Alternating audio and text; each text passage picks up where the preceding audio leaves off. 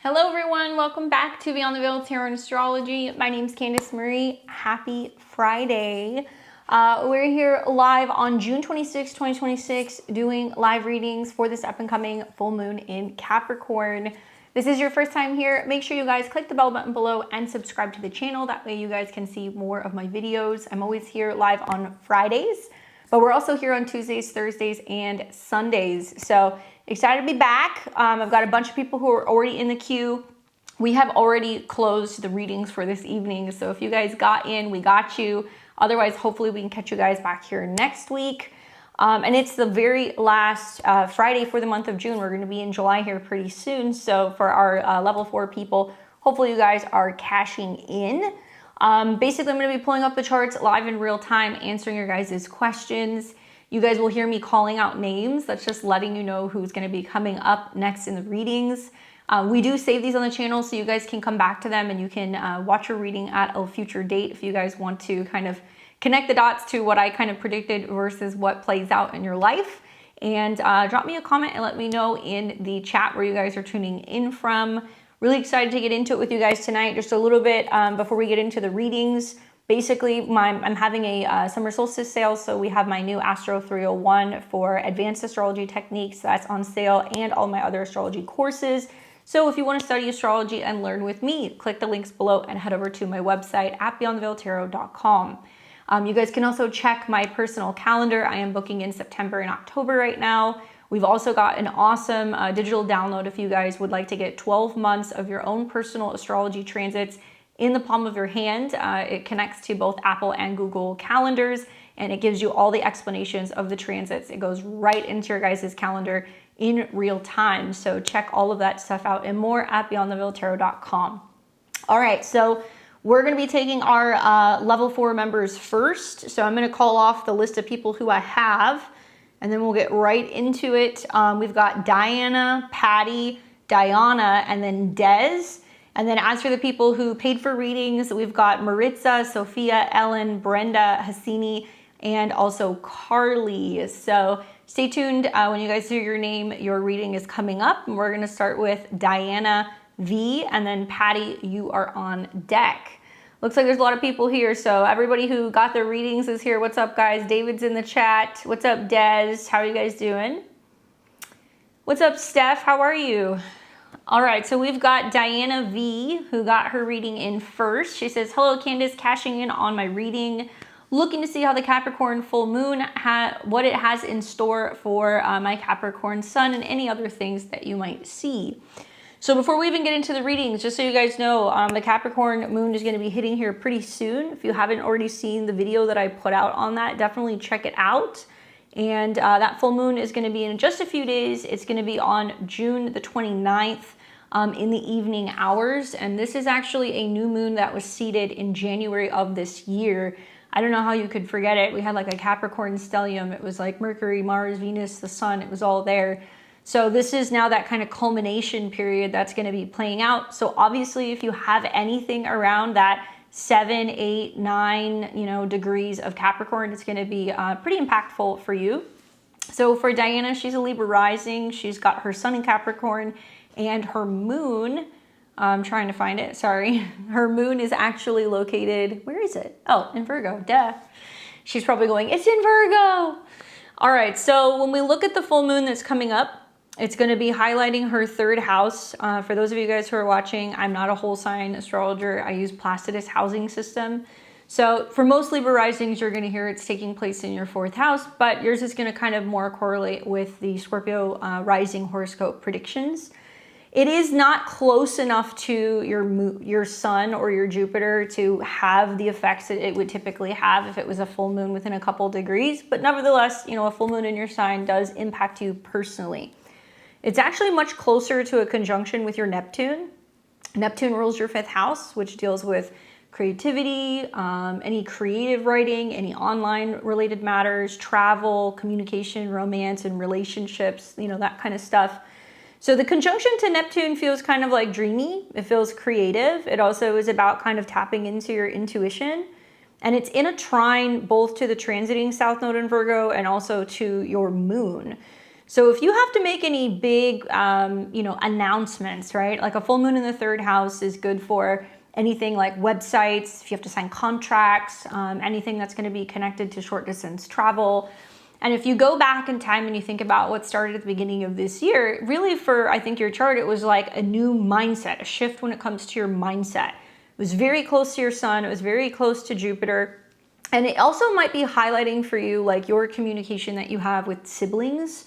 Obviously, it's ruled by Saturn, and the transiting Saturn is in Aries, and it's actually forming a square to Saturn. So you'll see like later in the evening, kind of going into the 30th of June, the moon just after the full moon is going to come into a square with Saturn. So that basically means that there's some communication challenges that might be kind of cropping up, potentially around work partnerships, relationships, scheduling stuff.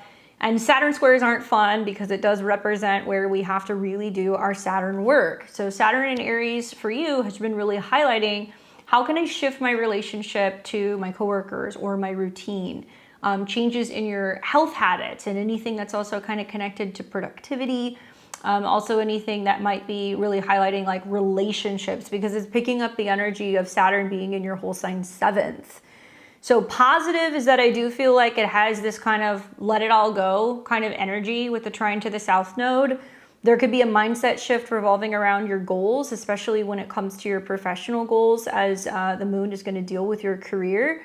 And we're going to see actually the day of the full moon, Mercury is turning retrograde. So a lot of my Libra risings are either saying, hey, I'm actually pivoting at work. There's going to be a change with how I'm working, who I'm working with, what my schedule is, or just something that's kind of connected to your professional goals. So there's something that is getting rolled back here that I think that I would just kind of keep an eye on. Over the last 2 weeks, Mercury has been in a square to Saturn. So it's already been highlighting some issues maybe that you've been having with your schedule or your routine, and where there's a need to kind of check in or reassess your day-to-day kind of actions at work, who you're collaborating with, who supports you would be something else that I would be kind of looking at. She says, I've gone on several dates in this last week, and this week has been quite a pain. A lot of guys are communicating one thing, but demonstrating another. Right, okay, so that's kind of like the square to Saturn. It can indicate where there's like a change of plans, and also like where, you're kind of reorienting your life, revolving around trying to kind of work dating into your routine, right? That's the square to Saturn. But you're like, why am I communicating and doing all the work or all the heavy lifting? Or like, why am I kind of like mentally, kind of trying to do gymnastics to make time to connect with somebody, but it just feels like it might be like the wrong time, right? Saturn's not even in your 7th house yet, so that's something else to kind of think about. And Mars rules your 7th house, and it's getting very close to Uranus, right on top of your Chiron. So yeah, the full moon's important as like a Capricorn sun, because it's going to represent you going, hold up, wait a minute. I need to kind of check in with myself. How am I feeling? You can feel a little bit more emotional than usual, which is not typical for a Capricorn full moon. And I would look at this and go, where am I wasting my time? And that could be in certain relationships. That could be with certain kind of habits. And it's going to have you become a little bit more critical of just how much time you're spending working on certain relationships, because Saturn and Neptune is kind of pulling from your 7th house. The positive, I guess I would say, is that you have like the Mercury retrograde to kind of work through some of this stuff and try to like reassess where you're asserting yourself differently or how you can kind of communicate differently, and not really feel like you have to be the one who's like the party coordinator when it comes to following up with people, scheduling dates, making plans. Watch for more romance stuff that's going to happen, like when you have the lunar eclipse that's going to be coming up in August. It's going to be the 2nd half of August, and it'll actually be very close to your Venus. And that's probably where you're going to see more bigger decisions that are going to be made about relationships. And, as an earth sign, it's hard not to be critical. The Virgo moon too, right? But this full moon is just kind of saying like, okay, I've gotten to a point where, communication is not necessarily working for me. So you're going to kind of reassess how much time you're spending talking to people. That's kind of the feeling that I'm getting. And all the Libra rising should really be paying attention to the Mars-Uranus conjunction, because this is saying something's about to dramatically shift in terms of your intimate relationships, who you're connected to, who you want to kind of build with. And the Mars-Uranus conjunction can actually set you free from certain relationships if you feel like certain kind of guys on the roster, kind of need to be cut. So lean into third house practices. This is like, hey, I'm going to be scheduling some me time. You know, maybe you're going for a walk, you're going for a run, you're doing some journaling, you're doing some reading. I love a full moon in the third house also if you can like get out of town for the weekend, you know, and sometimes there's planning that's done revolving around future travels when we have a full moon here. I would just say take into consideration the square to Saturn. It looks like it's going to be a little complex trying to arrange travel while you're also reworking something about your kind of work routine. But as you see planets that are going to be coming, you know, like Mars coming into your 9th house here, you know, in a couple of weeks, I think it'll be easier for you to kind of get away as it starts kind of trining your ascendant. Oh, there you go. So you are traveling. So you're going to Las Vegas. Well, Mars Uranus is just like you're going out, you're having fun, you're having a blast. And sometimes when you see conjunctions between your 7th house ruler and the, you know, outer planets, especially Uranus, there can be like an unexpected connection. I love that you're going to be, you know, in a place where there's going to be casinos because Pluto's tied to your whole sign 5th house right now through his transit. But I think that in the 4th house, it's more kind of getting out of the house, having a break, you know, mentally, having a little bit of fun, and a total shift in the way that you look at relationships and commitment. So hopefully it's a good one for you. Obviously, all eyes are on you with a full moon that's in your sign. Pay attention to what happens the day after the full moon. There could potentially be a little bit of changes of plans when it comes to, well, you're traveling over the holiday weekend. So enjoy that mental break. Hopefully that's helpful for you. All right, we've got Patty and then Deanna. What's up, Patty? You're welcome. I feel like this is like the Libra rising support group. Is this like where we all come and like commiserate together? All right, Patty, I've got you here July the 9th, 1973, Libra rising, sun in Cancer, and your moon is in Scorpio. Hey girl, help.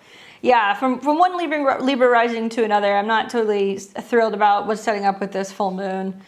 All right, so let's see what Patty says. Hey Candace, cashing my monthly. Things at work are shaking and shifting again. Once again, I'm getting concerned about my future with the company and or future employment. Would you take a look at the basket? Yes, and let me know what you see. I love that you asked about that. Did you watch the video? All right, I think it's around July 16th-ish.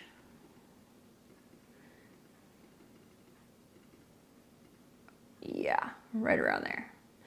All right, so the basket that she's talking about is like the big kind of connection that you're seeing in the sky between all the trines and all like the sextiles that are kind of going on. So basically we've got Pluto in Aquarius, Neptune in Aries, Uranus in Gemini, Jupiter in Leo, all right? So basically the basket is formed by the opposition, and then you see all of these sextiles and trines, right? So the basket is basically Pluto and Jupiter. These are kind of like the handles that's holding on and kind of like bringing some tension. And then I think Mars and Saturn is actually what's like providing the support, right? So like, is there going to be some dramatic changes at work? My rule of thumb is I have to see things 3 times before I'm like, yeah, this is probably going to happen. So my mind goes to, okay, number 1, you've got Mercury retrograde in your 10th house. Now that does not necessarily mean that you're going to lose your job or that there's going to be some insane shakeup, right? We go through Mercury retrogrades, you know, through this house every so many years. And if I remember correctly, I think we had one last year in Cancer. I'll have to look at that in a second. So Mercury is connected to your 12th house and also your 9th house, where you're more inclined to be like, you know, am I supposed to be, you know, going in a different path? A lot of this is about your beliefs, about what you're supposed to be doing in a public kind of space, or like what your status is. And obviously when Mercury retrogrades, we feel like things are a little like unstable. So that's number 1. Number 2 is that Jupiter rules your place of work. So this is more like your schedule, your office, your coworkers, the services that you kind of provide. And it's in your 10th house, which is good, but it's opposing Pluto. So it tells me that you're a little anxious about the potential changes that are going to be happening at work and how that might be impacting your resources and like your overall sense of living and kind of like stability, right? So this is kind of bridging on what we're seeing for like the Scorpio rising horoscopes. Now the support is coming from Saturn. So Saturn is basically in your 7th house, which is i.e., well, I'm going to talk to a partner about it. I'm going to get an astrology reading. You know, I'm feeling like I'm not getting the support or the kind of connection that I need. But Saturn there is actually good because it's trining your Venus right now. So that makes me feel like there is some stability. And then we've got Uranus, which is in your 8th house, technically Placidus-wise, and this is kind of shaking things up and potentially bringing some sudden changes to like your resources. Unless there was a really nasty aspect to your moon, I don't really foresee there being any issues with your job, okay? So we don't see anything that's aspecting your moon. Venus is starting to come into a sextile with it, which is good, but this is more talking about like taking a break, whether that's literally from work or taking like a mental break and being like, whatever's gonna happen is gonna happen. I have no control over it. Me worrying about it, you know, and being attached to a specific outcome is not gonna help me. It's actually gonna make Venus feel a little bit more, I think, dissatisfied, and also kind of like making yourself mentally sick. I think is very much like Venus South Node in the whole sign 12. Anyway, so where you're gaining support is Saturn coming into, I think, this sextile with Mars. And this is basically saying it may not be a bad idea to have like a sit down with somebody. Now, Saturn can be an authority figure. It can be somebody at HR. It can be somebody connected to management. And I've seen a lot of my Libra risings that are telling me, well, I don't have like a partner that I can rely on, or I don't have a spouse that is supportive of me quitting my job, or I'm not really getting a lot of, you know, kind of feedback maybe from people at work. You have to wait until the Mercury retrograde is over. You know, Mercury is retrograding away from the sun, so that represents leadership at work. It's also retrograding away from Jupiter, and that means that there is going to be a change with staff. So when you say there's shakeups, some of my Libra risings have been telling me that they're going from working in an office to working remotely, or that their schedule is being cut, or that there is like a shortage, or there's like, you know, basically layoffs going on that could potentially impact how much support you kind of have at work. But nothing is negatively aspecting your moon. So I really think that Saturn sextile Mars is about you being like, if I'm feeling as if this is unstable or if this is rocky, it's about you contemplating whether or not you would consider meeting with other people. And that could be like a headhunter, that could be, you know, somebody who's doing job placement, that could potentially be, like I said, having a sit down with, you know, somebody higher up and being like, what's going on? So I have an idea of what to kind of plan on. The writing's been on the wall, I think, for quite some time. It looks like back in the fall of last year when you were having like the Mercury retrograde with Mars, it was on your moon, so things were rocky then. And you had an eclipse and a retrograde there, you know, in March, and now you have a retrograde that's happening here. And one of the downsides, I think, for the Libra risings is that all these retrogrades are happening in houses that are supposed to be supportive, right? The second is money, the third is, you know, kind of like your routine, the 10th is your career, and Mercury represents your 12th house where things are getting flushed out. Asking questions, being curious, being like, hey, like, is there something I need to know? Like, do you need to give me any heads up? And sometimes it's even about your intuition kind of kicking in and kind of telling you whether or not it makes sense to start looking for something else before kind of like shit hits the fan. In my opinion, because the Mercury-Saturn square has already happened, I actually don't think anything is going to happen in terms of like, you know, a layoff, unless there's something that comes up here, the Cazimi. So that's going to be around July 13th. And when the Cazimi happens, it's got Mercury, your 12th and your 9th house lord conjuncting the sun. So this may mean that you have a download or an epiphany about work. It might mean that there was a memo release, or there's a meeting, or there's going to be some kind of news about a change up that's going on with leadership. Positive is that this is actually still in a trine to your moon. And that dark moon phase with the moon coming into conjunction with Mercury and the sun means that something is getting reset. Now, it's just days around the time that we're having this basket set up. So if Saturn's getting support from potentially other people, you know, whether that's emotionally or, you know, through your career counseling, something like that, Uranus is basically saying, well, is it time to pivot and start thinking about some new creative ways that you could potentially do your job? Now, whether that's you going, well, let me see if I can find something remote, or does it make sense to go and do some training or some certification? Some of my Libra risings are just saying, you know what, like, it's a shit show at work. I'm just actually gonna, you know, use my PTO and I'm gonna get some time off. And I would say it's not a bad idea, you know, if you have some of those opportunities, because I think it's gonna give you a little bit of like a break with Mars in a trine with your ascendant, and it's gonna make you realize that whatever's happened is gonna happen, and that you can't worry yourself sick over what's gonna take place. And likely you're not gonna know what the outcome is gonna be until after kind of mid, you know, July. When I think something would potentially happen, I would be more concerned down the road later this year about finances, when Venus retrogrades in your second, because it's going to retrograde away from your moon. And when it retrogrades away from your moon, it basically means that you may have some say or control as to whether or not you decide to stay in your position. It will be conjunct Mercury, so it can represent you going like, okay, it's time for me to kind of call this a day. And it will be influenced and squaring Mars in your 10th and Mercury in your Pluto in your 4th. So this is going to be a T-square. And I've said to a lot of my like Libra risings and Scorpio risings, I'm like, you guys are going to be really overwhelmed in the fall. So it makes sense to get ahead of this transit. It makes sense to try to save money because the retrogrades are going to be in your second house of resources. It also makes sense to kind of pace yourself this year. And if you're starting to see that there are some issues that are coming up at work, don't ignore them.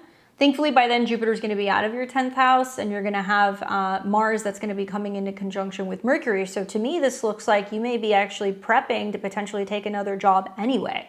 Personally, I'd use the Mercury retrograde to go on a vacation, even if it's just for like the weekend. The basket and the retrograde, if you can do that. And also, I would start thinking about, whether or not it makes sense to try to have a meeting with somebody at the top and be like, can we talk about what's going on? Is there anything I need to know? And really listen to your gut, especially if you feel like there's issues, over the summer. But I think you'll come out of it. And I think that I would be probably trying to either talk about trying to move to a different department or be considering looking at another position somewhere else before you're getting to this like kind of October period. I'm curious what's happening at work. Look at your chart. You've got Saturn that's also squaring your sun. So it's talking about that the problem is either more with management or the issues is more pertaining to like the company in itself. So I don't know if you're watching or if you want to give any feedback, but it's not directly squaring or making any aspects to your Venus. Saturn is trining that. That tells me that most likely they still want to work with you, but you're going to be the person who's going to be suffering some of the kind of challenges if they are going to potentially change management or kind of cut people, off. Yeah, management sucks. Yeah. Especially Saturn square the sun, like even though it's retrograding away from your sun here soon, and your sun's at a 17, that tells me that, like there can be some drama with kind of like leadership at work. So, before Saturn comes into the sun, into a square with the sun next spring, something I think about is like, am I working with people who are like reasonable? Like, are they open to collaboration? Are they open to feedback? Do they care, what employees think? When you try to kind of meet them halfway and talk about some of the issues that are going on, are they actually doing something about it? And if they're not, then I would be ready for the beginning of next year because that Saturn square is going to be either a therapist or an astrologer or a partnership that's like, man, like you're super stressed about work or, it seems like no matter what you do, they're not receptive to kind of any feedback or trying to better the situation. You should just kill it off because of the nature of the closing square with Saturn and your sun. It's also trying to kind of think about what's going on with like the dynamic at work, like the atmosphere at work. Are people working together? Are things moving smoothly?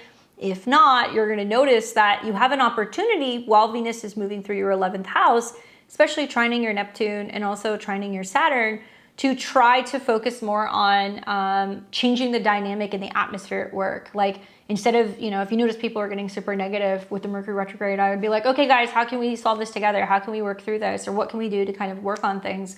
Even though that should be management's job, you kind of have the opportunity to smooth some stuff over and almost be like a leader in a way. And I think people will be really receptive to some of the ideas that you put out there.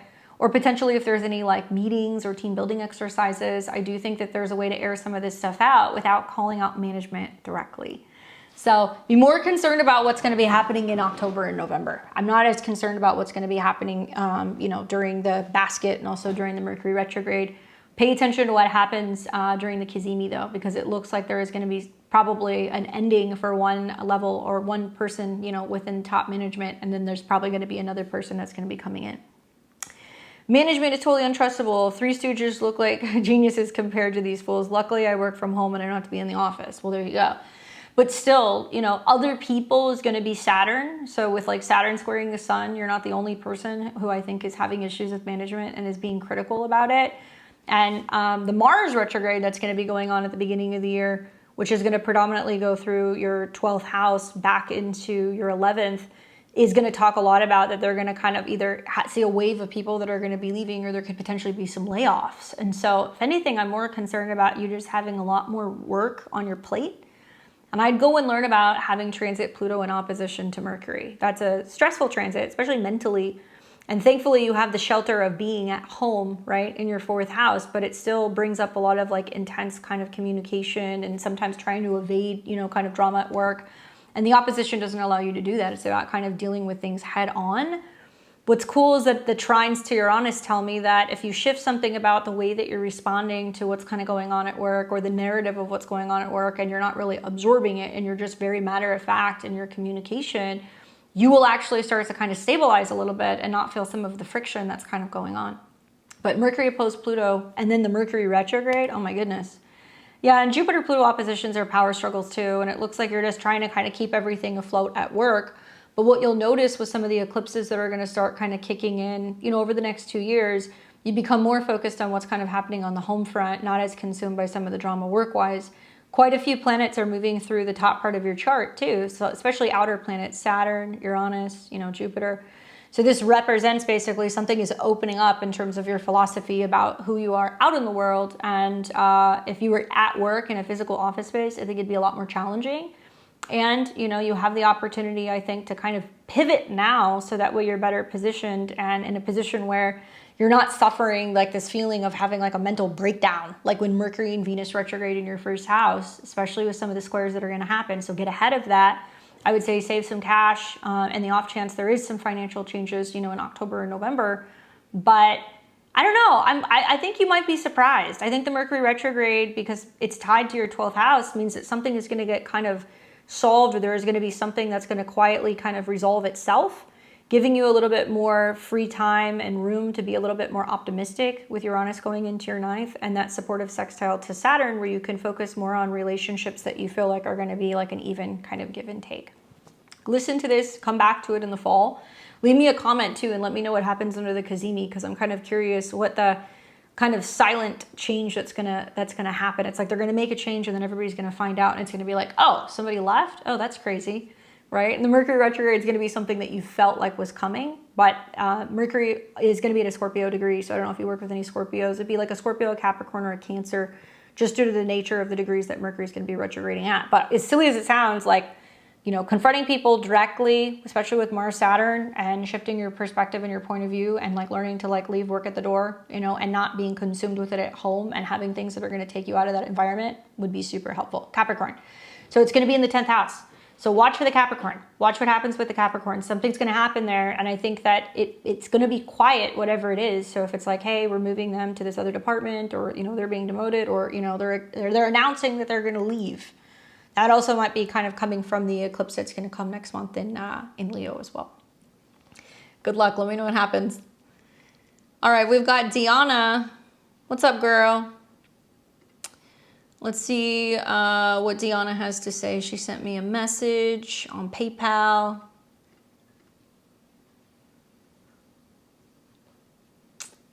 Let's see.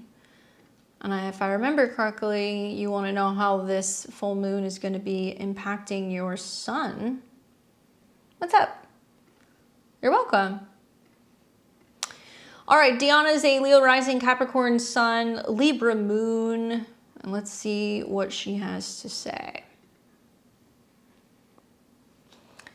All right.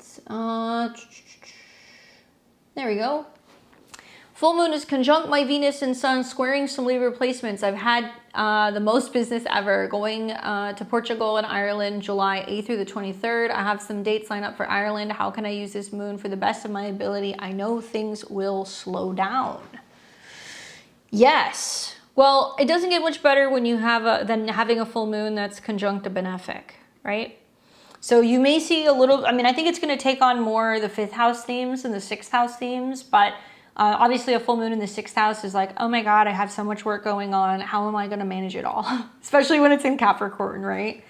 And it's playing off of Saturn, which thankfully is trining your ascendant. And it's also trining Venus on your ascendant at the time of the full moon. So the way that I look at this is like this. The full moon is about some kind of release of something that's going to bring you joy, okay? Something you're completing, something you've created, something that is personal and also tied to business, Capricorn.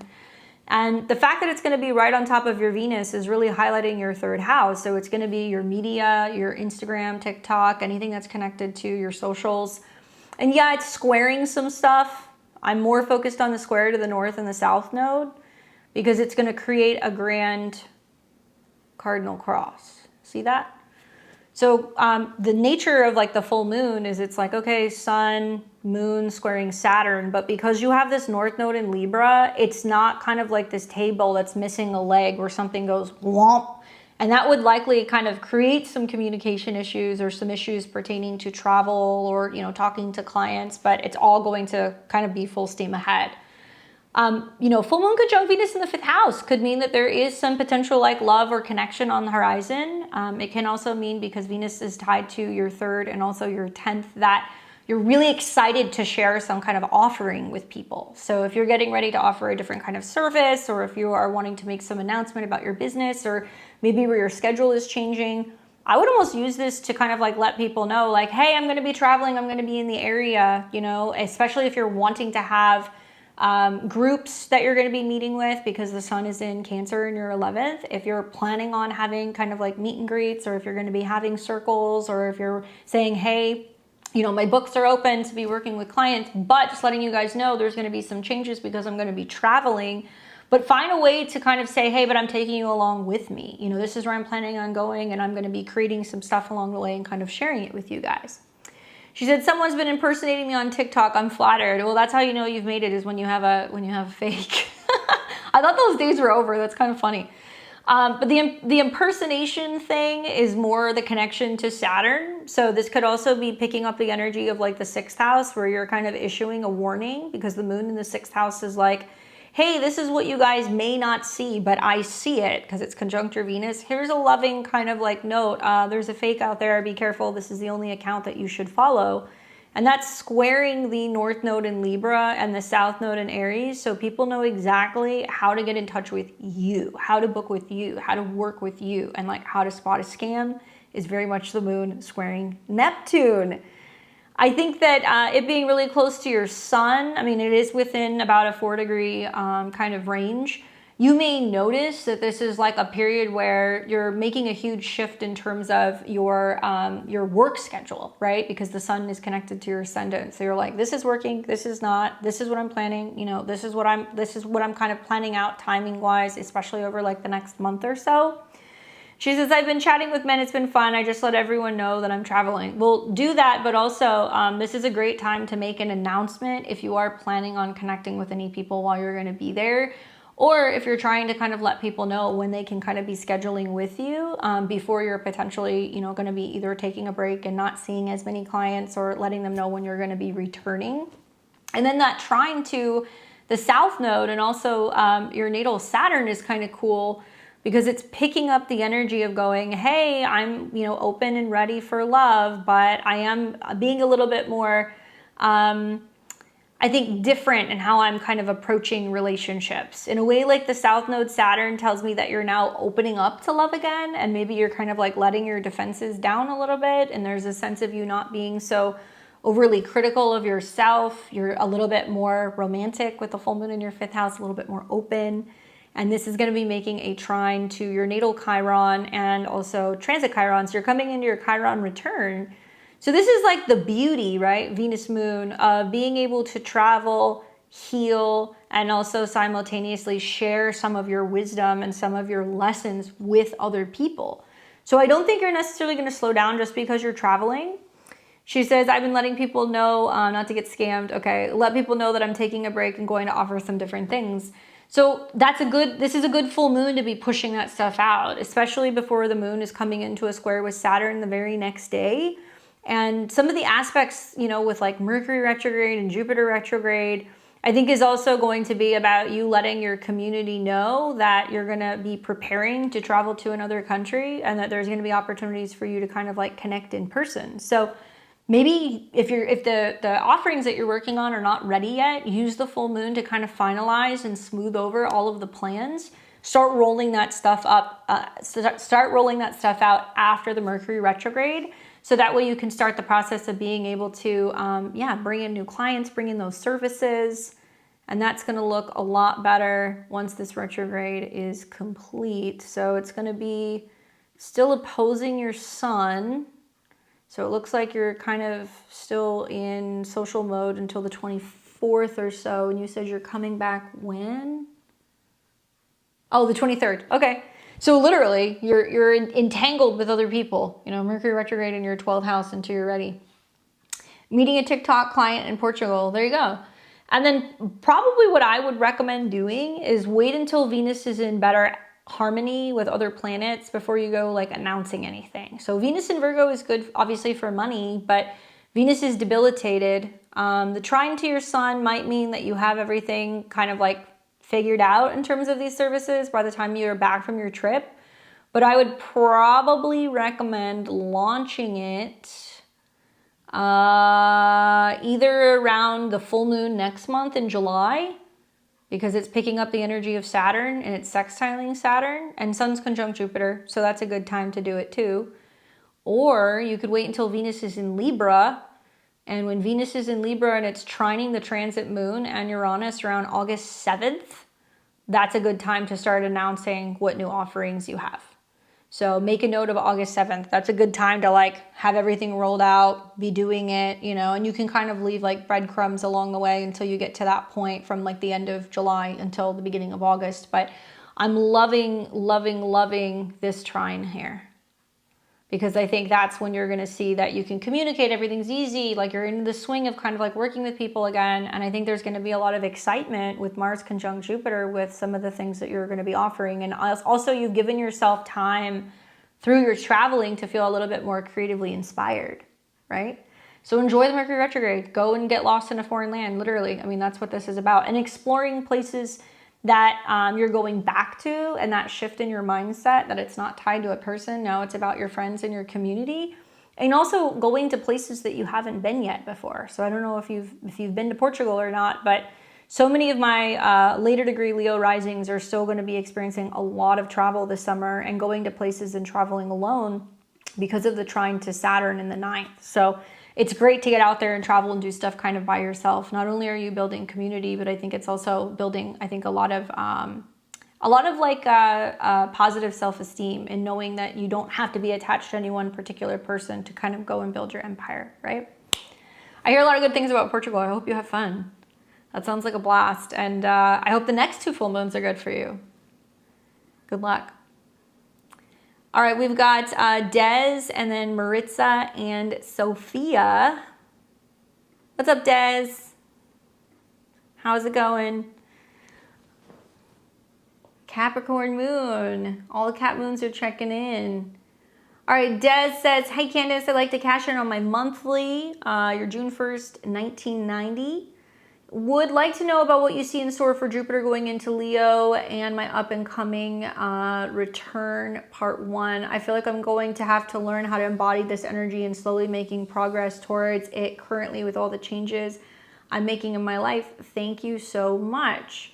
All right, so when you said your return, let me look at this really quick. So I'm assuming you're talking about your nodal return? What return are you talking about?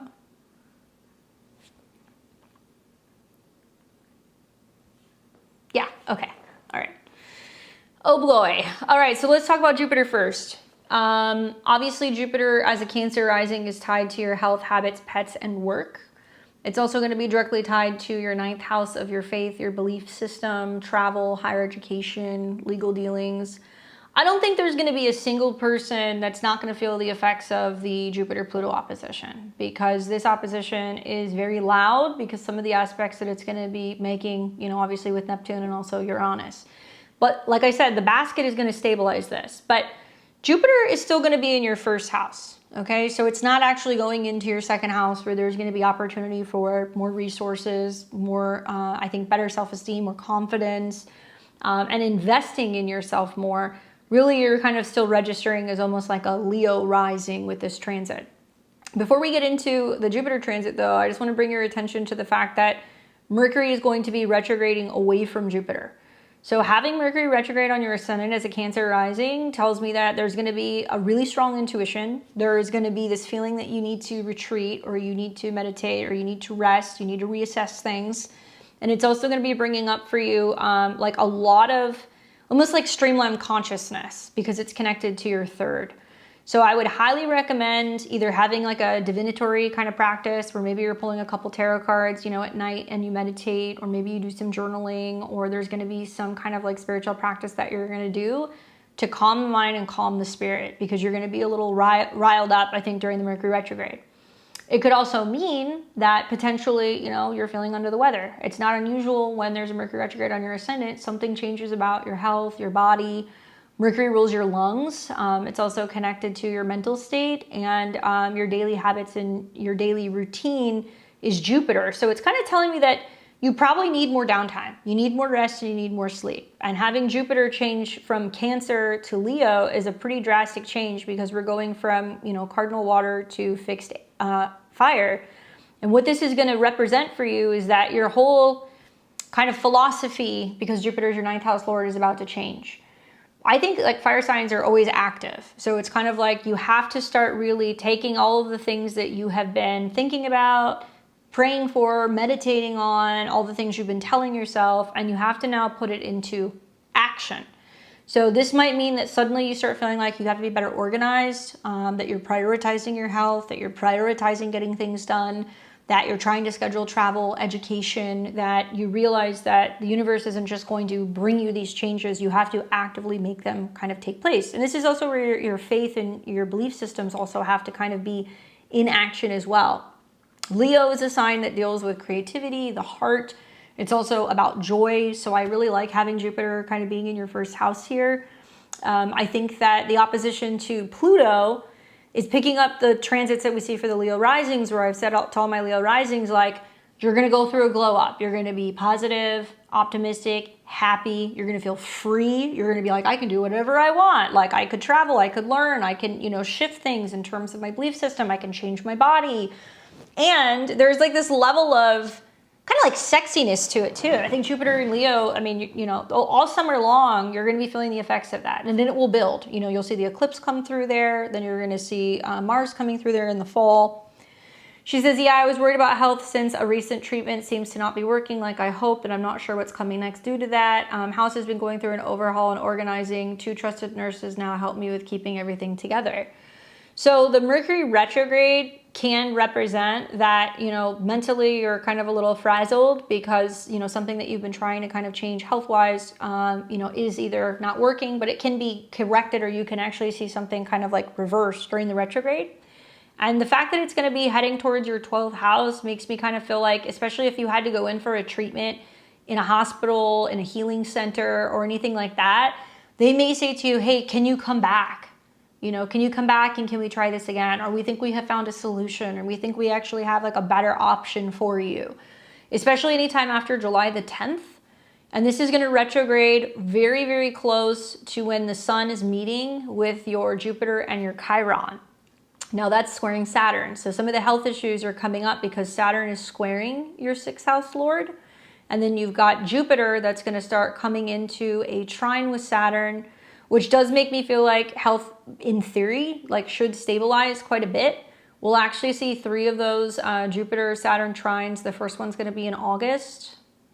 So you'll see the first one come through right around here, so the end of August. And with Jupiter in the first house direct, you're feeling more physically active, optimistic, capable of being able to get things done, starting to see, the brighter side of what's going on health-wise. And the trine to Saturn is saying like you're going to feel like you have people who are on top of it, more competent. And also Jupiter is your healthcare people. So it's going to be people being like, hey, we need to be on top of this, or, we need to make this change, or we need to take this medication. She said, I hope so. I was going to call Monday and talk about what can be done. Use the Mercury retrograde to go back. That's what I would do. And also the one other thing that makes me wonder is like the sun is going to represent money and resources. So I would be checking in with them and double checking everything, that what it's going to cost, or what they can offer you, or what their solutions are in terms of, what like the payment is going to look like. Saturn's going to be more insurance. So it's more you kind of being like, well, if I do take this, how is it going to affect my body, or what dietary changes am I going to have to take? Or like, am I going to have to take a little bit more downtime potentially after this? Also, just as a heads up, at the end of August, you're going to start to see Mars squaring Saturn too. So that makes me feel like it's going to be a bit touch and go until about the end of August. And then you should start to see things shift. And then Saturn's coming back into a square with Jupiter. So it's a process. And I would want with Saturn square Jupiter, you know, to feel like you've got, you know, competent people who are going to be working with you and supporting you. And I would be keeping an eye on your coverage and be exploring what the doctor or, you know, the hospital is telling you would be covered. It's really important to keep an eye on if you need pre-authorizations, if you need to make sure that things are actually going to be like covered, you know, under your insurance before you sign up and you do anything. I don't know if you've seen some of those issues already. And then the moon rules your body. So since last year, these eclipses have been, you know, in Virgo. So it's been really highlighting what's been happening with your physical health. Nothing's squaring it. Nothing's opposing it. Nothing's trining it either. And Jupiter is not actually seeing the moon. So you will see it's going to kind of wax and wane until about the end of summer. But the Mercury retrograde is your first opportunity to go back and try to actually make a change with what's going on with your health. I'm having a surgery consult for a different issue in July that's looking like it would have a good outcome with these transits. Yeah, you're going to want, I mean, right now you've got Mars trine your moon. So whatever has been kind of potentially coming up that needs to be changed, even the last couple of days, is definitely kind of highlighting that. But I think you're going to get better health news when Mercury is coming into conjunction with Jupiter, or when the sun is coming into conjunction with Jupiter. So you've got that's going to be around the end of July. And then you're going to have Mercury that's starting to come into conjunction with Jupiter, and that's going to be happening right around mid-August. Obviously, don't do any treatments or anything during the eclipses in August, but you can plan, you can have the conversations, you can set stuff up, and I would just say try to do it a couple days before or after the eclipses if you can, so you're not kind of getting swept up in that. Particularly, I would say the lunar eclipse that's going to be in Pisces. But, yeah, with your moon in Virgo and the South Node hitting that, and then Mars retrograde won't hit that. And then it's going to be about another year before Jupiter comes into conjunction with your moon. But next year, your overall health is looking much better because Saturn won't be squaring Jupiter. And then transit Jupiter is going to be sitting on top of your moon. So there is a little bit of light at the end of the tunnel.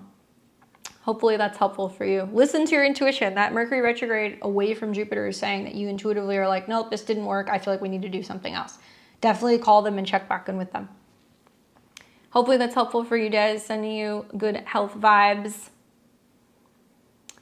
We've got Marissa, and then Sophia, and then Ellen. All right, so we've got, this is Sinistry. So let me pull up.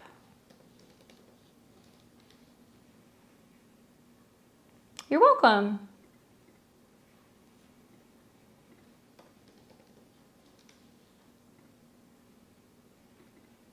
All right, so let's pull up Marissa and TB. All right, let me just double check and make sure all this info is correct. But Marissa, I have you August 25th, 84. So Aries rising with your sun in Virgo, and it looks like your moon is in Leo. Let's see what Marissa has to say.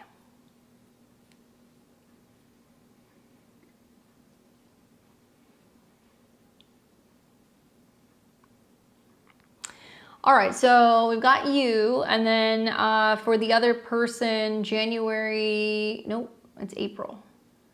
It should be April 24th, 84, 10:30 a.m. So let me change that. What's up, Marissa? I don't know where January came from. There we go. All right, so this is your chart. This is their chart. And then we're going to do the synastry. We're going to talk about the good, the bad, and the ugly. So the first thing I always want to look at, especially if you're like a Mars or a Venus ruled chart, I want to focus on what's going on with Mars and Venus, because your Mars, other people are going to be Venus, okay?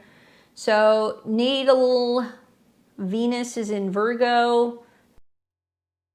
So we see an aspect between Mars and Venus. That's good.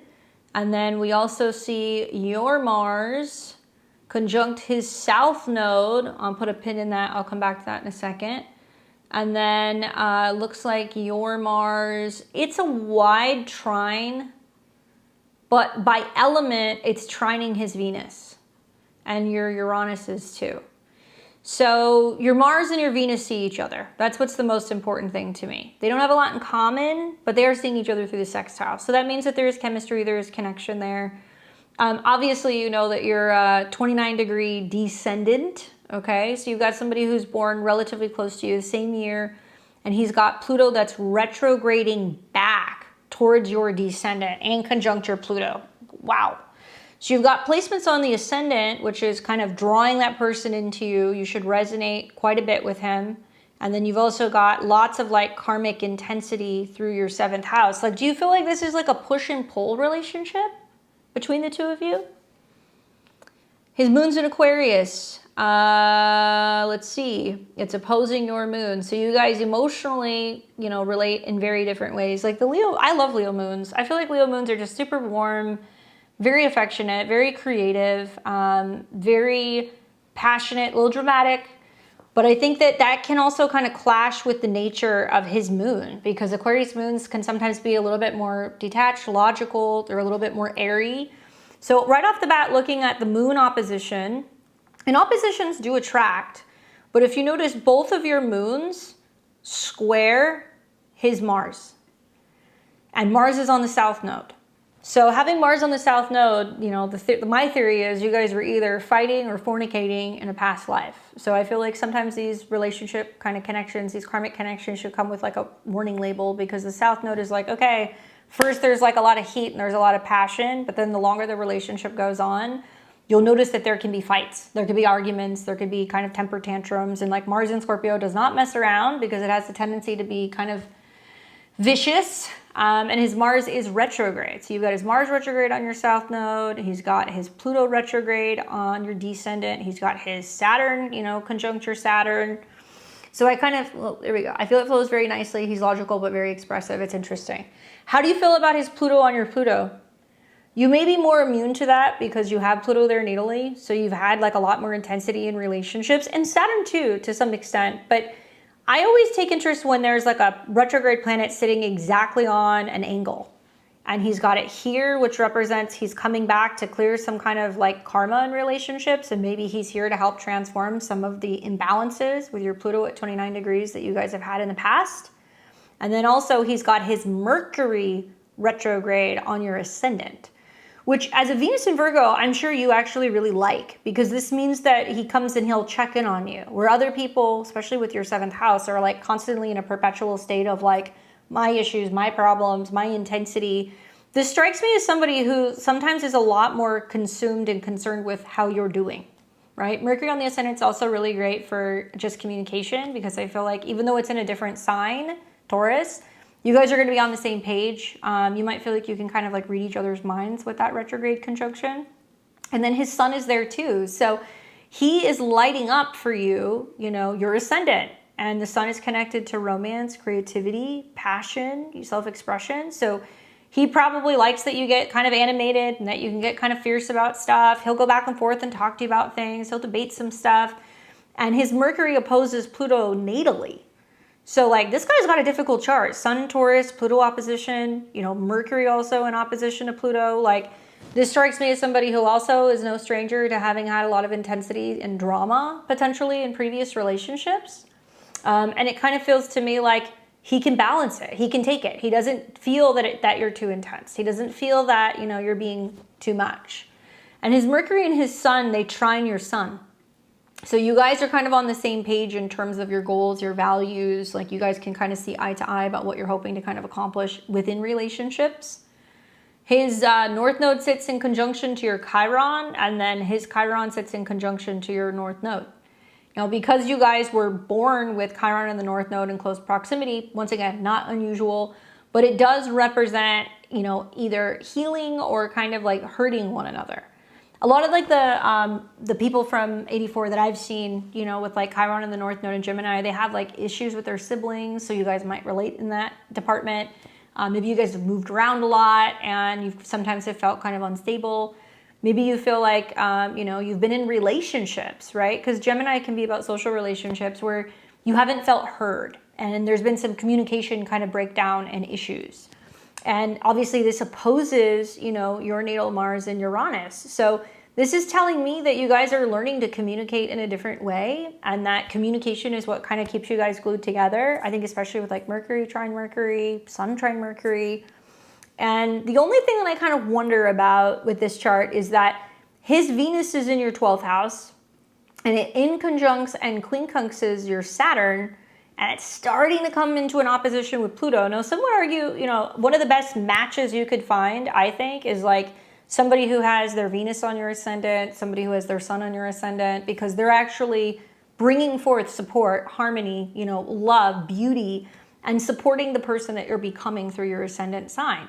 So it's cool that he's got that Aries in him, but the opposition to Pluto makes me feel like somebody could be really obsessed with the other person, or you guys could be obsessed with each other. I'm hoping that it's through the support and the communication with Mercury, Venus, and the Sun on your ascendant that it's helping you kind of evolve and change the way that you look at relationships.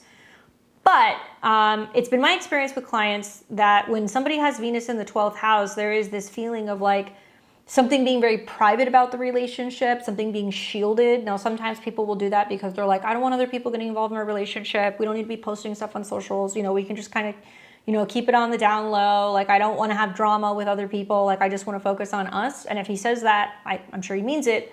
But other times I've seen it as a situation where the Venus person feels like you're not sharing them with the world, or that you're not fully committing to them, or that you're not fully trusting them. And usually one person kind of likes the other person more than the other.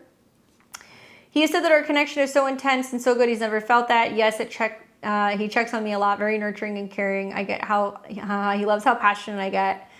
Nice to know he doesn't think I'm too much or over the top, because I thought I was being too much or overdoing. But yes, he's always felt unheard in all my life, but not with him. It's helping me evolve. There you go.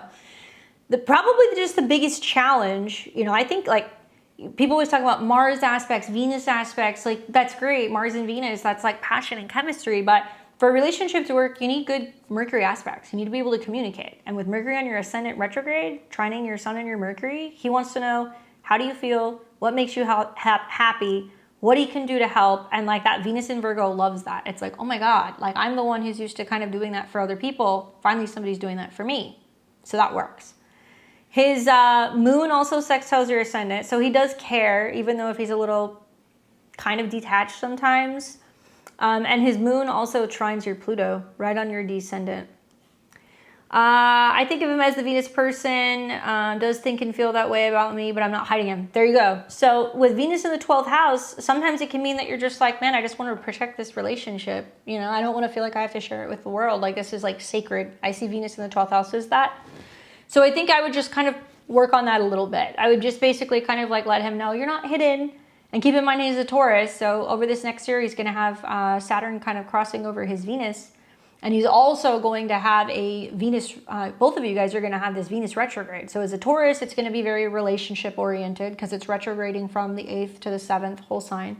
And then as the Aries rising, Venus is going to be retrograding right on your Saturn and your Pluto, and it's going to go over the descendant. That's going to be a time where he's going to be like, okay, am I feeling chosen? You know, does this feel good? And you've got such a great year ahead, I think, with the eclipses in your 5th house, and also with like Jupiter that's going to be hitting your moon, and also your Juno. I call that a Cinderella transit. And then Mars will retrograde back through there. So you'll see a cycle that's going to happen like October and November. That's like, how do we go deeper into relationships? What does he need? How can I be more attentive to him? And then you'll also see another cycle that's going to happen in early January with the Mars retrograde, where it's going to retrograde over your Mercury at a 7, okay? So it'll be working out some of the relational kind of issues, if there are any, and it'll come back into conjunction with your Sun, with Juno, and I don't think it's going to get as close as your moon, but it is going to retrograde in the same area, and then it will go direct. I'm wondering if it's going to be like you guys having more serious conversations about like where this relationship is going and whether or not you guys both want the same thing, or if you're, you know, contemplating whether or not you see yourselves getting married, or, you know, potentially being open to having kids in the future, that kind of stuff. And he's a Cancer rising with his Sun in Taurus in the 10th, and his moon's in Aquarius. Ooh! So that's not your typical Aquarius moon. He may act kind of like airy, but like there is like a lot of depth beneath that. Anytime the moon's in the 8th house, there can definitely be a lot of like, I don't know, intensity that's kind of like brewing. especially if he's a Cancer rising and he's got his chart ruler in the 8th house. He's going through eclipses and like retrogrades.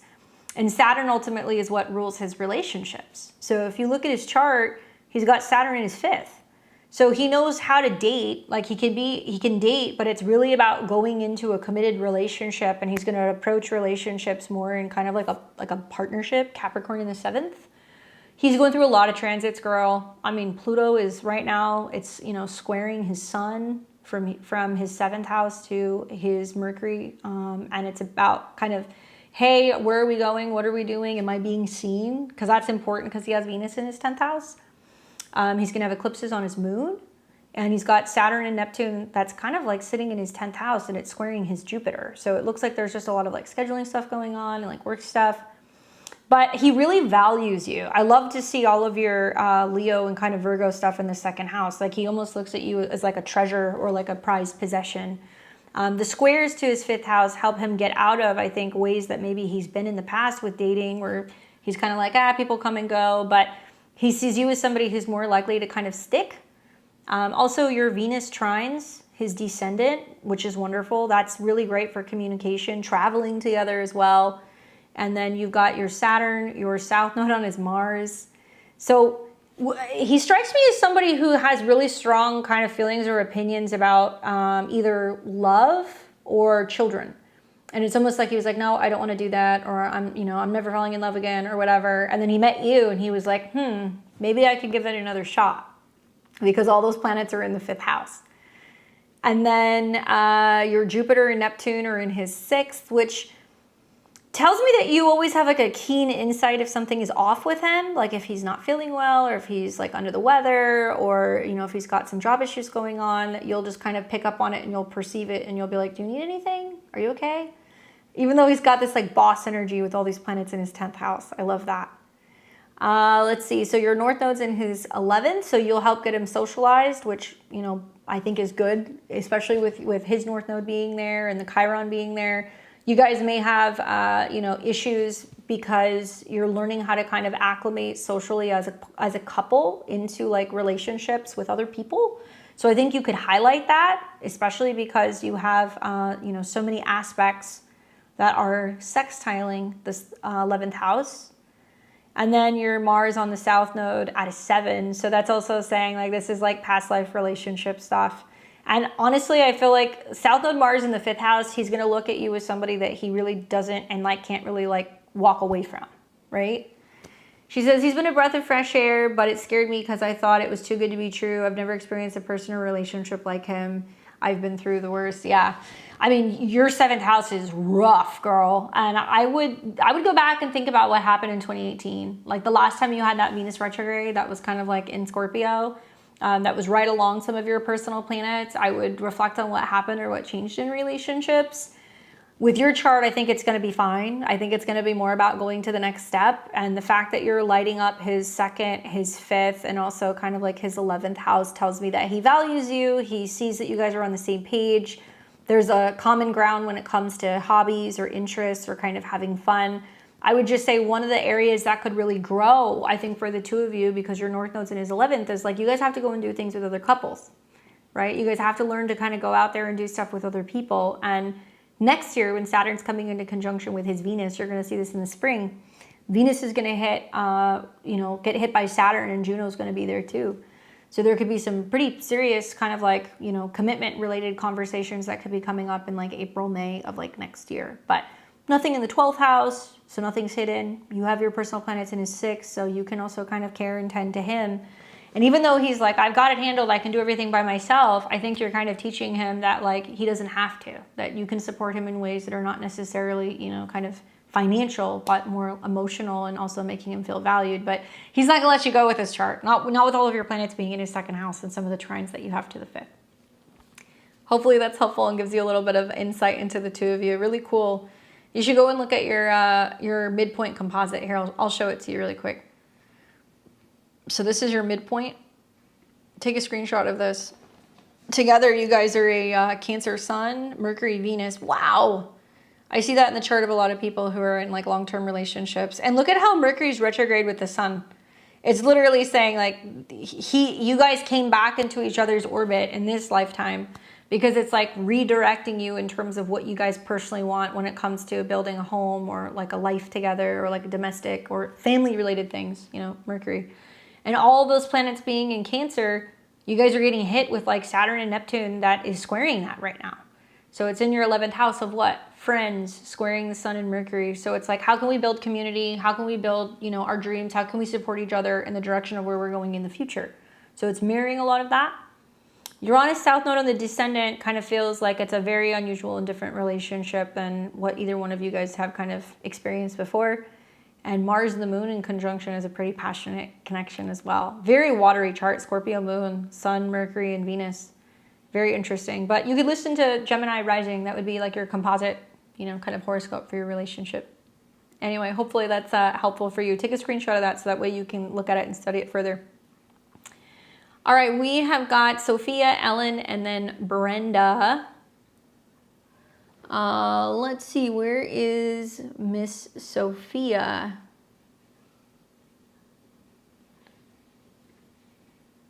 Thank you.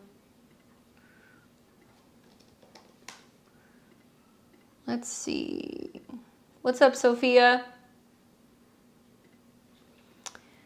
All right, so she says she's a Capricorn rising, Sun in Aries, Moon in Leo. All right. All right. I'm currently getting my psychiatry business going. I'm also looking for a better job to float me as I build. My current job has too many prices and people moving around. I will be completing my family nurse practitioner in August. Go time. All right. Interesting stuff. I mean, you know, things are in motion. I'm glad to hear that you're like, okay, I'm willing to kind of pivot. I'm willing to do something kind of different just to kind of float me until I can get my practice off the ground. That's exactly what you're supposed to be doing. Capricorn risings with this up and coming Mars-Uranus conjunction, it really symbolizes where you have to get out of the box, think differently in terms of how you're going to be working. And a lot of you guys are either going to be taking side jobs or you're going to be, you know, working a full-time position while you're building a business. So like, wonderful. Psychology is also Pluto. So this is trining Pluto in your first house where you're like, okay, I need to transform something about my resources, my money, myself. And Pluto's retrograde. So you're more inclined to be like, I will do something different than what I have kind of done before. So it may not necessarily be a quote unquote job that's in the medical field. It could be because the 6 is medical, but it could be services, things that are connected to wellness, things that are connected to health, like gyms. Also 6th house is pets. But Mercury connected to Gemini makes me feel like it could also be something that deals with transportation, communications, or media, right? So I don't know what kind of like side hustles you're looking for, but you could definitely find something that would give you some flexibility and it would allow you to either manage your own schedule or kind of like, you know, work on your kind of time. You're also in Aries, so having Saturn in your sign is bringing up this theme of going, okay, well, I have to figure out what my career is. And like careers are really built when I think Saturn is going into a conjunction with your sun. Your career obviously is ruled by Venus, okay? So Saturn has yet to hit your Venus. And next year, when Saturn gets a little bit further in Aries and it starts conjuncting with your Mars, your Sun and your Venus, I think with the trines to Jupiter, it looks like you're going to be feeling financially a little bit more confident with starting to walk away from a day job, right? So that's like April of next year. So the end is in sight. It is coming. You're also going to find with the South Node hitting your Pluto that it's going to start to release any financial pressure that you have been feeling. All the while, eclipses and retrogrades are going through your 8th. Mars rules your 4th house of home, and obviously it is kind of connected to your drive and your goals. And then Jupiter is going to be connected to communications. I mean, I don't know. I'm not going to tell you how to run your business. Okay, I know I work with a lot of therapists in my practice, and I've got some that are working on apps. I've got others that work remotely, others that work locally. But something about like the Mars retrograde and the Jupiter transits and the eclipses in the 8th house make me feel like you're going to have the opportunity to open the doors to bring in all kinds of new like potential patients. Sometimes the 8th house is insurance, right? And that's all going to be trining planets in your 3rd house. So let's say, just say that you were to decide that you wanted to open up your services and you wanted to maybe, take clients remotely or maybe work through an app, or if you wanted to get affiliated with a particular insurance company, that would be a good idea if you were open to kind of doing that. I also think that Saturn in the 4th house is really trying to get you to stay closer to home, especially as it's kind of going back and forth on your Mercury. So I like the idea of you either doing business remote or you having some kind of business that allows you to travel. I mean, it's silly as it sounds, 8, like you could do some kind of, tax preparation. You could do some kind of management for accounting. You could also do some kind of work where you're getting kind of paid for something through media or through real estate. Media would be Mercury, but the whole sign 4th house would be more kind of like real estate stuff. And the first wave of these changes that you're going to see coming work-wise is going to be here, where you're going to have Mercury coming into conjunction with Mars. Now, when this conjunction happens in early July, it's trining your Pluto, so it can transform your financial situation. It's also trining your Saturn-Jupiter conjunction, so you have a grand air trine. So like I would be hitting the ground running now looking for side jobs. And the possibility of having more than one is there because that's just like the dual nature of Gemini. And this is feeding off of the Mercury retrograde in your 7th. So that means that you're probably going to have several interviews, or you might be going back and forth, and there could be more than one job opportunity. You're going to have to decide which one you're going to want to take. Give people the month of July like a little flexibility when it comes to coming and like getting back to you. But the 7th house is also clients, okay? So something that I would say you could do with like Mars conjunct Uranus is say, hey, I want to start doing house sitting, right? And I'm looking for referrals so I can get on a website and I can be a verified, house sitter.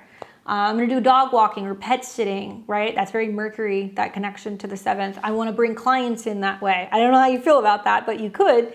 It would allow you to be able to do more work from home and feel like you can come and go as you please. I think I recommended to another Capricorn rising, I was like, this is a good transit, especially if you have a lot of Aries in your 3rd or your 4th house, to consider like trying to become like a notary, And I know you're going to school, so you've got your hands full, but I would be looking at anything that you could do that would be more transportation related or some kind of media or like online assistance, and something that would allow you to take clients closer to home. So any of those occupations would work. You really just have to kind of buy some time until you're getting closer into about April of next year, and then it looks like things are going to start to unlock. And if you want to do more work, more so permanently from home and not feel like you have to be working for another company, it's kind of looking like that's going to happen. But man, Saturn and Neptune in opposition to your natal Jupiter and Saturn means that you no longer want to work for other people. Now you want to be working for yourself, and you're taking the kind of cautious approach with Saturn and Aries, which is smart. Taking your time and really kind of building up, finishing, your training, your certification, but building up your resources and also potentially clientele before I think you eventually start to kind of break free, probably the spring of next year. So, wow, how does that feel to have had Saturn and Neptune in opposition to Saturn and Jupiter? That's quite an impressive conjunction, 1981. But obviously that Saturn Jupiter in the 10th is like, I've devoted myself the first 30 years of my life to I'm working, for somebody or in partnership with somebody. And now there's something that's kind of waking up where you're like, okay, actually I want to do it myself, but you're feeling the restriction of Saturn. Whenever you're going through any kind of like Saturn-Neptune transit of any kind, I always tell people, don't get too overly optimistic about stuff. Be really cautious, and especially with you finishing your education and going and getting that training or certification is great while it's in the 3rd, especially if you want to get out of that feeling of kind of being trapped where you have to kind of be under somebody's thumb. And perhaps even in the Venus retrograde, as you start to see Venus turning retrograde in your 10th house, that would also be another window of opportunity for you to start kind of slowly segueing away from what you're doing. And you may see that there's some opportunities for you to have some job changes too then. But when Venus goes retrograde in Scorpio, it's going to come back into Libra, and it's not going to be doing anything other than hitting your Pluto. So it looks like your professional goals, that's when you're going to have to do a check-in and be like, am I on point, or am I having to pivot again to kind of reach my goal by spring of 2027? I love that air trine. I would be leaning into that like nobody's business because Uranus will be trining Pluto for like 2 years. You know, it's trining your Jupiter and your Saturn, and it's going to help you get out of this Saturn-Neptune stuff in the 4th house. Slow and steady. You're a Capricorn rising though, even though you have all that Aries. I think Saturn in opposition to Mercury is also teaching you slow and steady. And it's so funny because it almost looks like you got up to your Saturn return or even your last quarter Saturn square. So something started shifting when Saturn was in Capricorn, and now you're like, nope, we got to do it a new way. And that's not easy when you have all that cardinal energy in your chart. But the trines to the moon is smart because I think some of your clients or some of your like patients, like there may be some carryover. So I don't know if you're going to be continuing to work with some of the people you've been working with, and then they're going to kind of come with you or follow over. And obviously the eclipses and Jupiter going into your 8th house doesn't hurt this year either, because there may be some unexpected kind of financial blessings that are going to come your way. So you're preparing for the worst, but I look at this and go, I can see that there's going to be something that's going to kind of offer you a little bit of a cushion, so you're not going to feel so pressed to have to feel like you have to, you know, juggle 2 jobs. So don't depend on it, but watch for that, especially August through about October. Good luck. We've got Ellen and then Brenda. Let's see.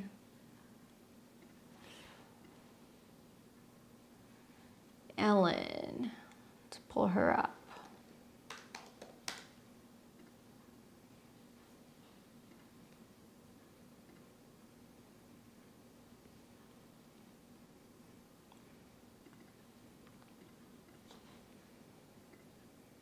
What's going on, Ellen? Leo rising, Sun in Aries, Moon in Cancer. Oh boy, that Saturn Neptune on your Sun square your Moon. Wow, wow, wow. All right, Ellen says, how will the basket play out for me in July? Okay, second basket question. I like it. All right, so back to the basket. What's up, Ellen? Let's go to the transit right around here.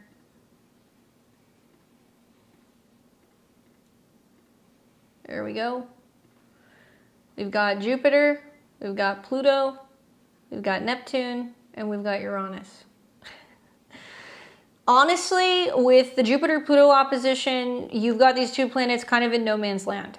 So listening to the predictions for Leo rising, I wouldn't. I would listen to the predictions for Virgo rising, because you're very, very, very late, obviously, degree kind of Leo.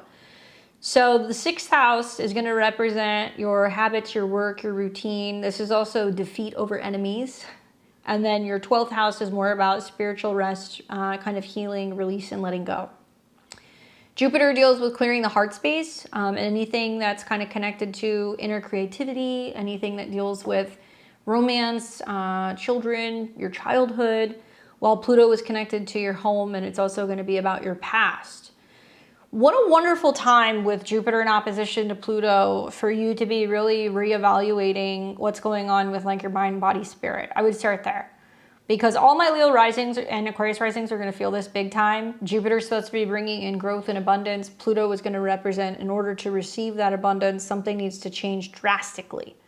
I think it's just more about potentially your love life, you know, whether or not you're making time for romance, whether or not you're making time for fun, if you're making time for hobbies and creativity. And I love the idea with Jupiter going through Leo in your 12th house that you have like a spiritual practice, you have like a creative thing that you can do, a private space where you can, you know, have a hobby that you're working on to kind of counterbalance some of this Pluto energy where we can very easily become consumed with work, health issues, challenges, home issues too. So this is like a wonderful time to be reorganizing anything kind of connected to your closets, your home, your kitchen. So that way you're getting everything organized, but you're doing it because there's an incentive. The incentive is to have like a little meditation space or a cozy corner where you can be reading or where you can be, you know, doing your arts and crafts or whatever to balance out Pluto. But the support is coming from Neptune and it's coming from Uranus. So Neptune, that's technically in your 8th house, is saying that it's breaking down, it's changing and transforming something about your intimate life, maybe also about, you know, any issues that you may have pertaining to joint resources. This is interesting to see Neptune retrograde because it's interacting with natal planets. It's hitting your sun, so that's going to be kind of highlighting where you feel kind of burdened karmically by, you know, other people, where there can be some financial challenges that have been coming up too with Neptune moving through there. And Neptune's right between your sun and your Chiron, so it's about you being like, I feel like I have to kind of like let something go. I have to feel like I have to let go of this feeling of being blocked or being limited. And that other people won't give me love. They won't give me money. They won't give me support. And then Uranus is in your 10th house. So this is going to be more about that sudden change, that spark, that shifting something about the way that you look at your authority, how you're working, where you're working. So many people that I've been seeing, you know, more so the Virgo risings, but late Leo too, are like, man, now I'm just kind of completely pivoting when it comes to my career, or I'm going in a different direction and I'm starting a side business. And that sextile to Neptune that's right on your sun and your Chiron tells me that you're going to have a real interest in purging, psychological shifts, research, metaphysics, spirituality, healing work. I mean, I look at this and I'm like, girl, if you're feeling like you're having kind of like money issues, you know, have you woken up to Neptune sitting conjunct your sun and your Chiron, where you're like, oh, I can use this energy to help heal and kind of transform other people? Or that I'm opening myself up to, you know, trusting others and merging with others, whether that's in relationships or with business, to see some kind of significant spark that can kind of give you a little bit more kind of, you know, creative say in what you're doing out in the world. This is difficult though. The Pluto-Jupiter, you may see that there's scheduling issues. There can also be some challenges when it comes to pets or even like with health. In particular, I would say Pluto here is kind of saying like, don't overlook some of your spiritual needs because you're getting so consumed with moving, taking care of animals, you know, things that are kind of going on with health. She says, currently in the process of moving and listing my condo. So this is that closure that's coming from the 12th house. Most likely, you know, what you'll find is that, you know, Mars is going to be more kind of connected to your physical home. Saturn's trining that. So wanting to use the Saturn and the Neptune transit to say, hey, I'm willing to sell my place, I'm willing to move, you know, and the South Node still going through Virgo has a lot of my Leo risings being like, it's fine, I'll get rid of it. I'm not attached to anything. I need left stuff. I'm not going to bring it with me. You know, I'll get rid of it. I'll sell it. And Saturn and Neptune in opposition to all these planets are like, you might have things that people want, whether it's a condo or if it's stuff that's going to potentially be in your closets, or it's things that you've been holding on to that you don't want to let go of. And this is where other people are also shopping for a deal. Saturn, Neptune in your 8th is how other people are managing money. And then Mars and Uranus, which are going to be meeting here soon in the 10th house, is saying there's also going to be people who are going to be looking for homes. So you're in a good position to be like moving. And if you're not attached to things, it's going to make it so much easier. I think that Neptune is probably the most important aspect of the basket, because it's going to be really kind of bringing in some of the themes of the 8th house, which is, how does change look for me? How does it feel? How am I being intuitively kind of led to focus more on healing my relationship to self, right? Obviously, 8th house Aries. And then the sun, when Saturn's not going to retrograde back over it, but Neptune will hit it next year, you're going to find that after this configuration is over, because even though it's happening in July, it doesn't mean it just happens like in one particular time. It's going to echo throughout the next couple of years. Neptune will hit your sun. And that's going to be around April of 2027. When that happens, Mars is the dispositor, and it's in your 12th house conjunct the South Node. Like, are you going to move to another country? Like, what are you doing? Mars and Jupiter retrograde in the South Node. Are you going to go somewhere remote? Are you going to go and like live off the land and, you know, kind of be on your own? Are you going on an adventure somewhere? Something's going to happen with some of these aspects that makes me feel like you're clearing it all out now, and your belief and your philosophy about yourself and the world, and also simultaneously where you can make friends, where you can get set up with new networks. You know, that's more kind of like whole sign Gemini, and pivoting in terms of who you're friends with and being more open to kind of traveling and connecting with people kind of globally. Pay close attention to the beginning of next year. I think with Mars retrograde in your 12th house, with Jupiter retrograde in your 12th house, you're potentially going to be thinking about going to another country.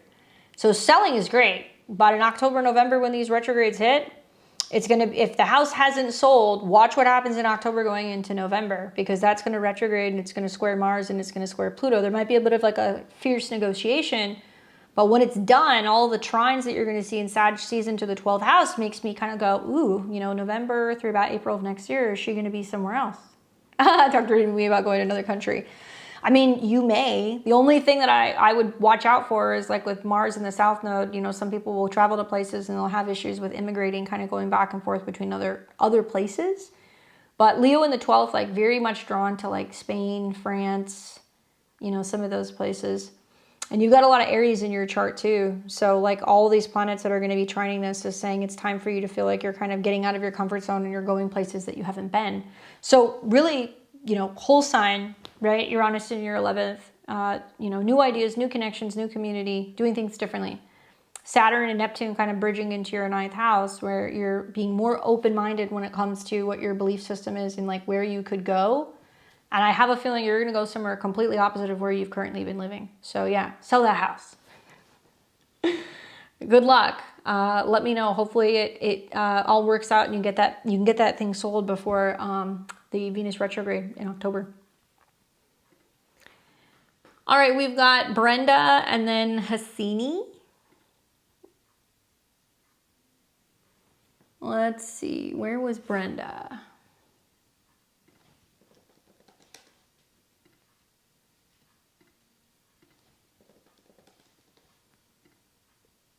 Where is she?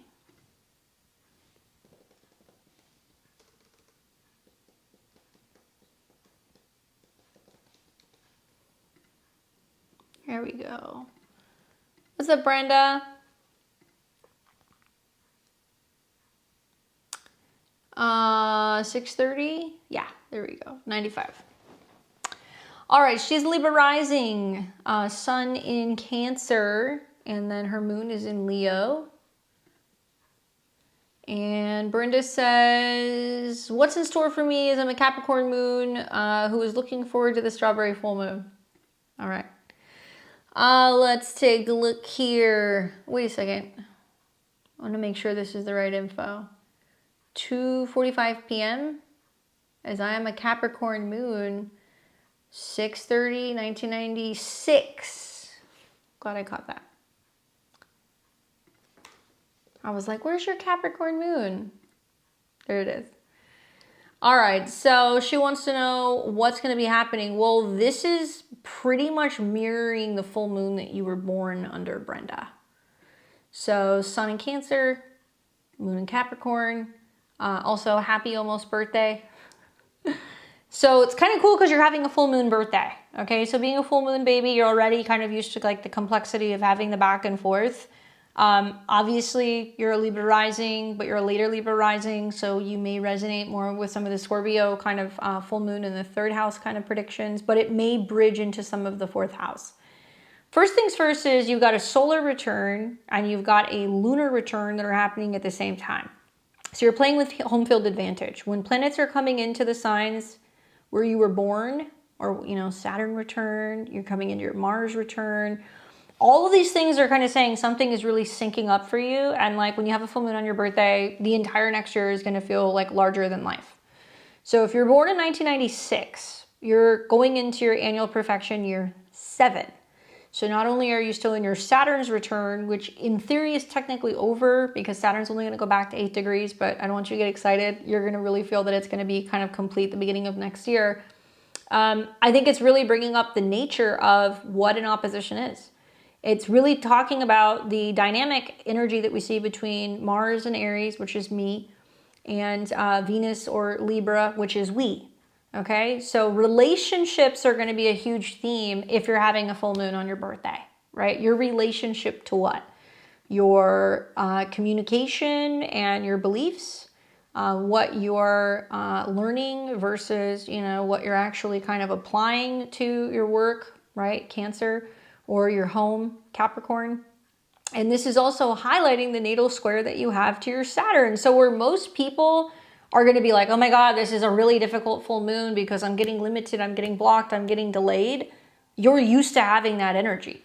So with Saturn and the South Node and Juno being in your 6th house, it's telling me this year you're kind of like almost taking inventory on relationships. And I don't know if you've been feeling that. You should with your Saturn return that's been kind of brewing at a 7. My God. Has it been more work relationships, or has it been more family relationships? Has it been romantic relationships? Because something's been getting dinged here. Saturn square the moon means that you're not totally feeling satisfied with, what you're doing, either work-wise or professionally, or you're having some issues with your professional relationships. Saturn squaring Jupiter means that you're trying your best to communicate and work through some of these issues, but you're kind of feeling like you're doing a lot of the heavy lifting in one way, shape, or form. And then you got Saturn that's also coming into a square with your sun. Oh my God, girl, this is like a Saturn return from hell. I mean, the good news is when you're done with your Saturn return, you're going to be like made of fire and brimstone. But this is really highlighting the fact that you're coming into your 7th house year, and it's making Saturn the focal point of this year. And you'll feel like relationships, and whether this is confronting people or dealing with problems head on or anything like that, is necessary to get where you want to go in terms of your status. Cancer, which is like the nurturer, the lover, like the mama, and then Capricorn, which is more kind of like the hard nose. Your Venus is interesting because, Venus is kind of breaking up all of this kind of like energy that you have. That's, all this like cardinal energy, and it's retrograde conjunct Mars. Friendships. I've been single. Okay. So the sun can represent your friends. So, Saturn going into the 7th is just how we relate to other people, how we partner with other people. And it's been my observation with Saturn going into Aries, it's like wherever there's like frustration in relationships, it's still mirroring back to you the way that you're participating in relationships. So that's not me saying it's you. It's me saying that if you don't like the dynamic that you're having, it's less about kind of looking at them and being like, you're doing this. It's more about being like, why do I keep showing up expecting a different dynamic? And if it doesn't feel good, and if it's not serving me, then it brings up this energy of cutting certain partnerships and relationships. I'm growing so much, and my focus is on me. Good. Because it doesn't matter where Aries is in the chart. That's you. So your relationship with other people will be a reflection of you. And like, thus is the life of Libra risings, unfortunately. I think the other thing that's kind of important to mention is that this is a full moon that was seeded, 6 months ago. So go back to the beginning of 2026. Let's go back. Let's look at that full moon, or that new moon, excuse me. And when that new moon came in, it was in Capricorn, right on your IC. So that's big because this is like you going, I need an emotional reset. I need to kind of figure out where my life is going. I need to get a little bit more emotionally structured. And it looks like it was right on top of your Neptune. And you had Neptune in the 6th. So you were like emotionally cleaning house. You were like, I got to take better care of myself emotionally. I got to kind of get grounded. I got to come up with better health and habits and routines through the sextile, which is good. And now it's all coming full circle. And I don't know about you, but I'm a Libra rising too. So kind of the way I'm looking at this, although it's on my natal Saturn Neptune, is I'm looking at this kind of going like, okay, I've done so much work in this area of my life. Is this healthy, right? Because it's bringing up the themes of the Saturn-Neptune conjunction that this was seated under. So now that you see the full moon, at least you're going to have a grand cardinal cross. So it's going to basically mean, okay, there is some shift in the way that you communicate with people. Yes, it may bring up some uncomfortable conversations, but it's going to make you feel like you're more in the driver's seat of your life. And it's also going to make you feel more adult, right? The sun kind of going through the 10th house. And when you're in a 7th house year, which you will be from June of this year, basically all the way to July of next year, that means that it's highlighting relationships. So look at what's in your natal 7th house whole sign, right? Saturn, Juno, and the South Node. So this is kind of paradoxical because Saturn wants you to go through karma and relationships. Juno wants you to partner. The South Node wants you to release relationships that are not actually supporting you, supporting your beliefs, Sun, supporting the way that you communicate or your mindset. And you want to pay attention to when planets go through your 7th house. So like next year, when Saturn fully comes into your 7th house, like in the spring, that's when it's going to be like a big relationship test. And you'll be out of Saturn squaring your sun and your moon by then, so you're good. So the pressure comes this year for you to kind of partner with people different next year. And you're going to be finding that Mars is going to be your time lord for the year. So Mars coming into conjunction with Uranus in the 9th has this feeling of you going, I just want freedom from certain relationships. You know, maybe I'm going to travel and kind of get away and get a break. And then just for a Libra rising too, like South Node in the Sun, the energy of the Sun is like a dominating force. So you'll see like eclipses that are going to happen in August. That's tied to your 11th house. And where this eclipse is at 20 degrees. So like the South Node is going to get triggered. So you're releasing friendships, but it's going to be good for you, trining Saturn. And then Jupiter will hit this, and then Mars will hit this. So you're going to see August is going to be the first round of shedding old skin, friendship-wise. You'll have another one that's going to come up right here, and that's going to be in November. And then you're going to have another one that's going to be here. That's going to be February through April. And the positive, because I want to focus on the positive, is that you're going to have friends come back to you. So if you say to people like, yeah, this isn't working for me, or you need to go and figure your shit out, or, you know, like I'm too grown up for this or whatever, you'll be very detached about how you're relating to some of your friends. There won't be drama. Mars South Node is like, I don't want drama, just go away, you know, or you'll have friends coming to you being like, oh my God, like me and my boyfriend broke up, or, you know, oh my God, I lost my job, or, you know, I'm getting a divorce, or I'm having drama with these other friends, and you're going to go, I don't want any of it. I don't want to deal with it. You know, and it's going to help you detach from it. And then you will also have friends that will either come back to you and be like, hey, I miss having you in my life, and they'll try to rectify the relationship with the trines to Saturn. Or you'll have a new wave of social connections that are kind of karmic that are going to be popping in, that are going to be kind of showing up as well. But your Saturn return is preparing you for all of this through your Saturn return in the square to your sun and your moon, because Saturn is sitting at your sun moon midpoint. That means that you will need to have people around you who are not like acting like the victim, you know, or being martyrs, or, you know, being like, oh, why is this happening to me? Because you're going to feel so overwhelmed, feeling like you have to support people who don't want to kind of help themselves. So you're kind of slowly distancing yourself from some of these people.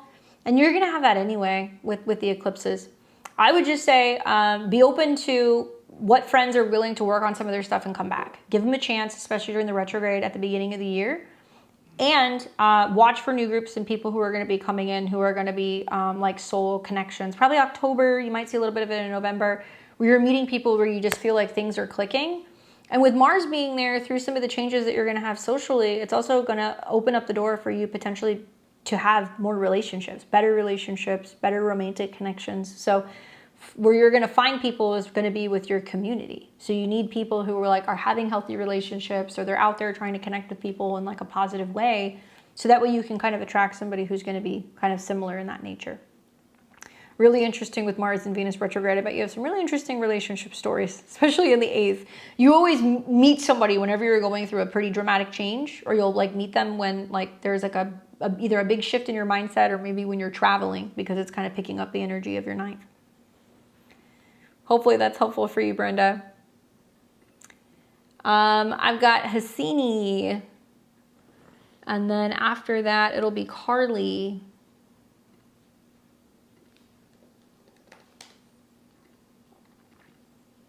What's up, Hassini?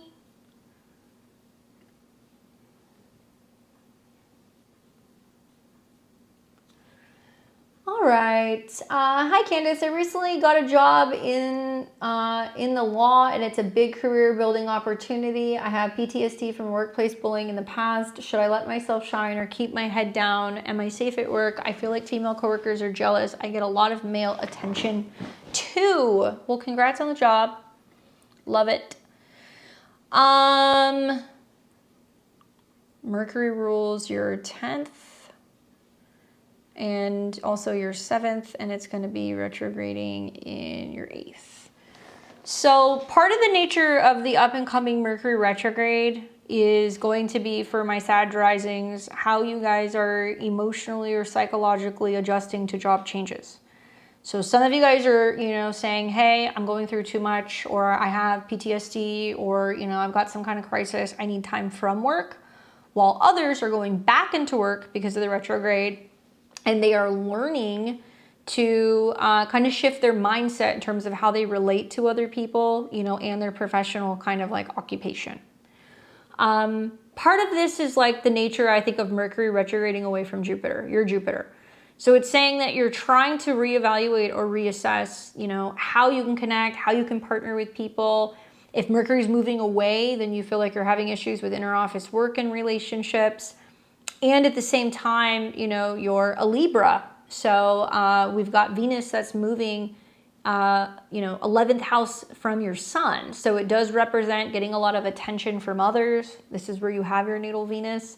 And it may mean that, you know, there can be some jealousy and, you know, people who are kind of like envious of you. You also have that because you've got like Moon and Uranus in opposition to Venus. And your Venus and Mars are very close. So you do have a little bit of swag, especially with that trine to Pluto. Do I see your job changing? Well, you would have to have a pretty negative transit going on, I think, to your natal Mercury, which at this time you do not. So I don't see your job changing right now. No, I think this is just more about you kind of coming out of your shell and your comfort zone and watching Mercury come back into your 7th, where you can kind of better connect with other people in the month of July. And then when the retrograde is over, if you have changed the way that you're connecting with people, if you're greeting people, saying hi to them, trying to be friendly, you might actually notice a significant change, especially when Mercury's direct at the end of July. And you've got Venus that's going into Virgo that's going to be moving through your 10th house. Like, you know, I really feel like things are going to be better. I've also said to a handful of my Sagittarius risings with the Mercury retrograde, like if there are things that you have not gotten over or things that are still bringing up wounds or PTSD, like a Mercury retrograde in the 8th house is a wonderful time to reconnect with a therapist or to consider going and talking to a therapist. Or Mercury retrograde in Cancer especially can be really beneficial with some of the aspects, you know, to, you know, some of your other planets. It's going to be making some sextiles to your Mercury. Like maybe that means that you're listening to, you know, meditations that are on, you know, confidence or on communication or things where you're working more on a subconscious level that's like helping you subconsciously kind of reprogram things. Okay, cool. So you're in therapy. You will make a lot of headway then during the Mercury retrograde. You know, I would basically go back and be like, well, this is what happened in my past job. This is how I feel. This is where I'm feeling anxious. And because your sun is getting hit, right? Saturn and Neptune have been opposing your sun. There is this feeling of like being rejected by people. That's why this is coming up too, or not feeling supported by people. Venus is your coworkers. So with Venus in your 8th, I mean, you're always going to have some women that are going to be kind of jealous or envious of you, especially because Mars is facing Venus. So it basically means that there's a lot more male attraction. And like, if anything, girl, that's going to grow this year. Jupiter's coming into conjunction with Mars and Venus. So you're going to get even more attention. And that's going to basically be the end of July, all the way through September. And then you will have a retrograde that's going to be in your 11th into your 10th house here, and that's going to be squaring Pluto with Moon Pluto. See, some of the issues you're having with female coworkers is because Pluto's on your Moon. Relationships with women, Moon at a 7, and that's in opposition to your Mars and your Venus by sign. So I would probably be, it's a long transit, you know? That's a long transit. Relationships with women is going to be a theme that's going to kind of come up. And it's about having the psychological tools to overcome this and not allowing it to impact your emotional or your mental state, and learning to become more Aquarius-like. As the North Node goes into Aquarius this summer, do whatever you want to do. I don't care what other people think. I'm going to go my own way, which I know it's hard when you're a Libra. Libras care, right? But look at how many oppositions are in your chart.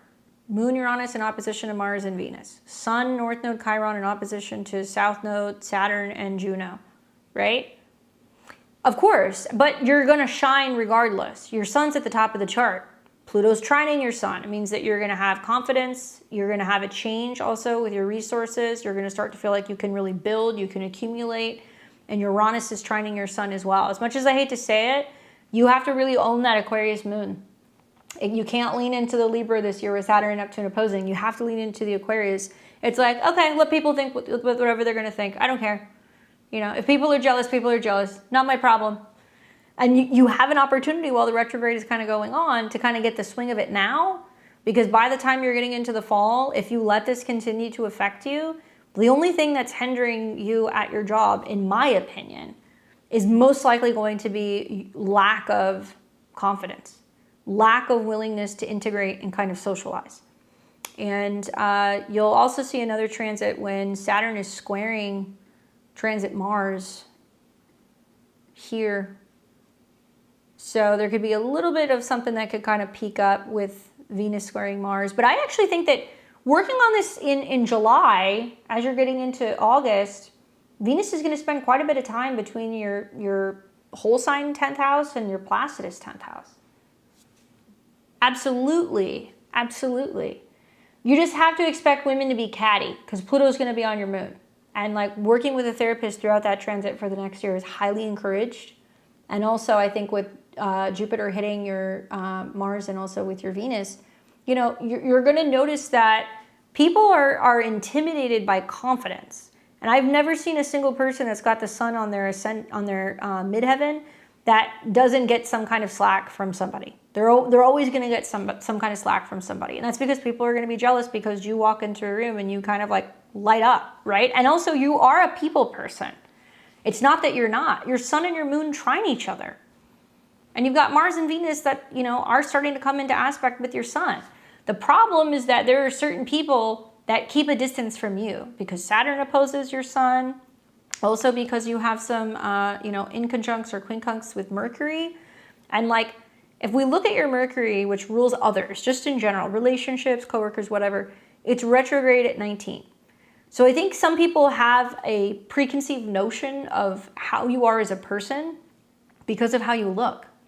And I don't know, but obviously you're a very pretty girl, Mars and Venus, I mean, sextile your sun, you've got trines to Pluto.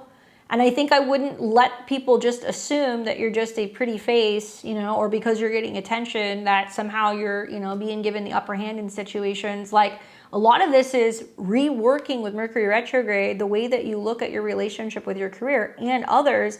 And you will really surprise people because you're very intelligent, you're well educated, you're well spoken, and you're very, very, very attention to detail with stuff. And so maybe with that Mercury retrograde, having these kind of like, you know, kind of surface level, hey, how are you doing? How's it going? Oh, what are you up to? You can memorize things. So people will notice if you're like, oh, like how, you know, somebody says, my grandma's having health issues, or, you know, so-and-so and I, you know, broke up, or, oh, I'm going on this trip. Follow up with people. Be like, oh, how'd your trip go? How's your grandma doing? Oh, are you feeling better today? You weren't feeling so well last week. People will be like, what? And the way that they perceive you and the relationship that you have with them will change. But they need to see that you're following back up with them and you're having an interest in them. So if somebody's being nasty, kill them with kindness, because they're going to get confused. They're going to realize that their assumption that they had of you was different, and then they will come around. And you will probably see that relationships at work can shift in a very significant way. If you're doing this the entire month of July, August, things will get better. Venus is going to go through your 10th house. Relationships are going to be good at work. And then you're going to start to see Venus retrograde. And for you, I think it's going to be about you getting more recognition. And yes, you may see a wave of jealousy because of the squares in your chart, but like lean into the North Node in Aquarius. If you have an Aquarius moon in the 2nd house, especially if it's conjunct Uranus, you shouldn't give a shit unless you're getting paid. Right? If you're getting paid, that's all that matters. I'm here to do a job. That's what I'm here to do. I'm not here to entertain anybody. This is what I need to do. And even though you can be friendly and do the Libra stuff, this is about you being very detached from what other people think, because you're going to be kind of like out of sight, out of mind with anybody who's going to be judging you based off of how you look or making assumptions, especially if they're underestimating your intelligence. So try your best to change the way that you're connecting with people. Say hi to them, interact with them at work, act completely oblivious to the fact that there is some like weird jealousy or animosity, and they will probably shift through the retrograde the way that they're relating to you. But the next big kind of work change is going to happen in the fall. So you're safe as far as I'm concerned. I don't see any job changes that are going to be happening. If anything, things are only going to get better and better. You know, Mars will retrograde there at the beginning of the year, but that's probably going to show you where there's going to be some changes going on with management or with your company. And if you're totally, you know, if you're in a situation where you're not satisfied or you're not thrilled with what you're doing, I wouldn't encourage you to be even remotely considering making changes until next year. You got to give it at least 6 to 8 months. And because you have 29 degrees on your midheaven, you know, a lot of your work will be influenced by whether or not you can get on well with people at work. So it's best to start off on a good foot and not just assume that you're being alienated. Try to be friendly. Hopefully that's helpful for you. Loving that Mars and Jupiter are going to hit, Mars and Venus are going to hit. I think that's really going to boost your confidence quite a bit. All right, we have Carly. Let's see, let's pull up Carly's chart. And congrats on getting the job. I know that was something that you were asking about previously.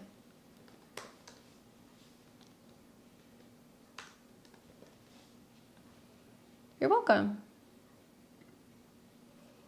All right, let's see. Which Carly is this? Carly S. Here we go. She's a Taurus rising, sun in Pisces, moon in Cancer. Let's see what Carly says. All right. Would like to know what to expect in the next month, career-wise especially. Well. We've got the North Node coming into conjunction with your Jupiter. Let's see. So that's one of the higher periods that you're going to see work-wise. So the North Node is kind of in the final degrees of Pisces. The North Node represents where you're going for growth, destiny, and kind of dharma. Jupiter represents bonuses, making more money, anything connected to benefits, change, transformation, psychological shifts, dealing with other people's money. It's also going to be dealing with your goals and anything that's associated with your friends, the way that you're kind of networking and connecting with people professionally. So Jupiter and Venus are benefics. Having the North Node hitting Jupiter means that for the better part of like the next month or so, this is kind of like peak period when it comes to your career.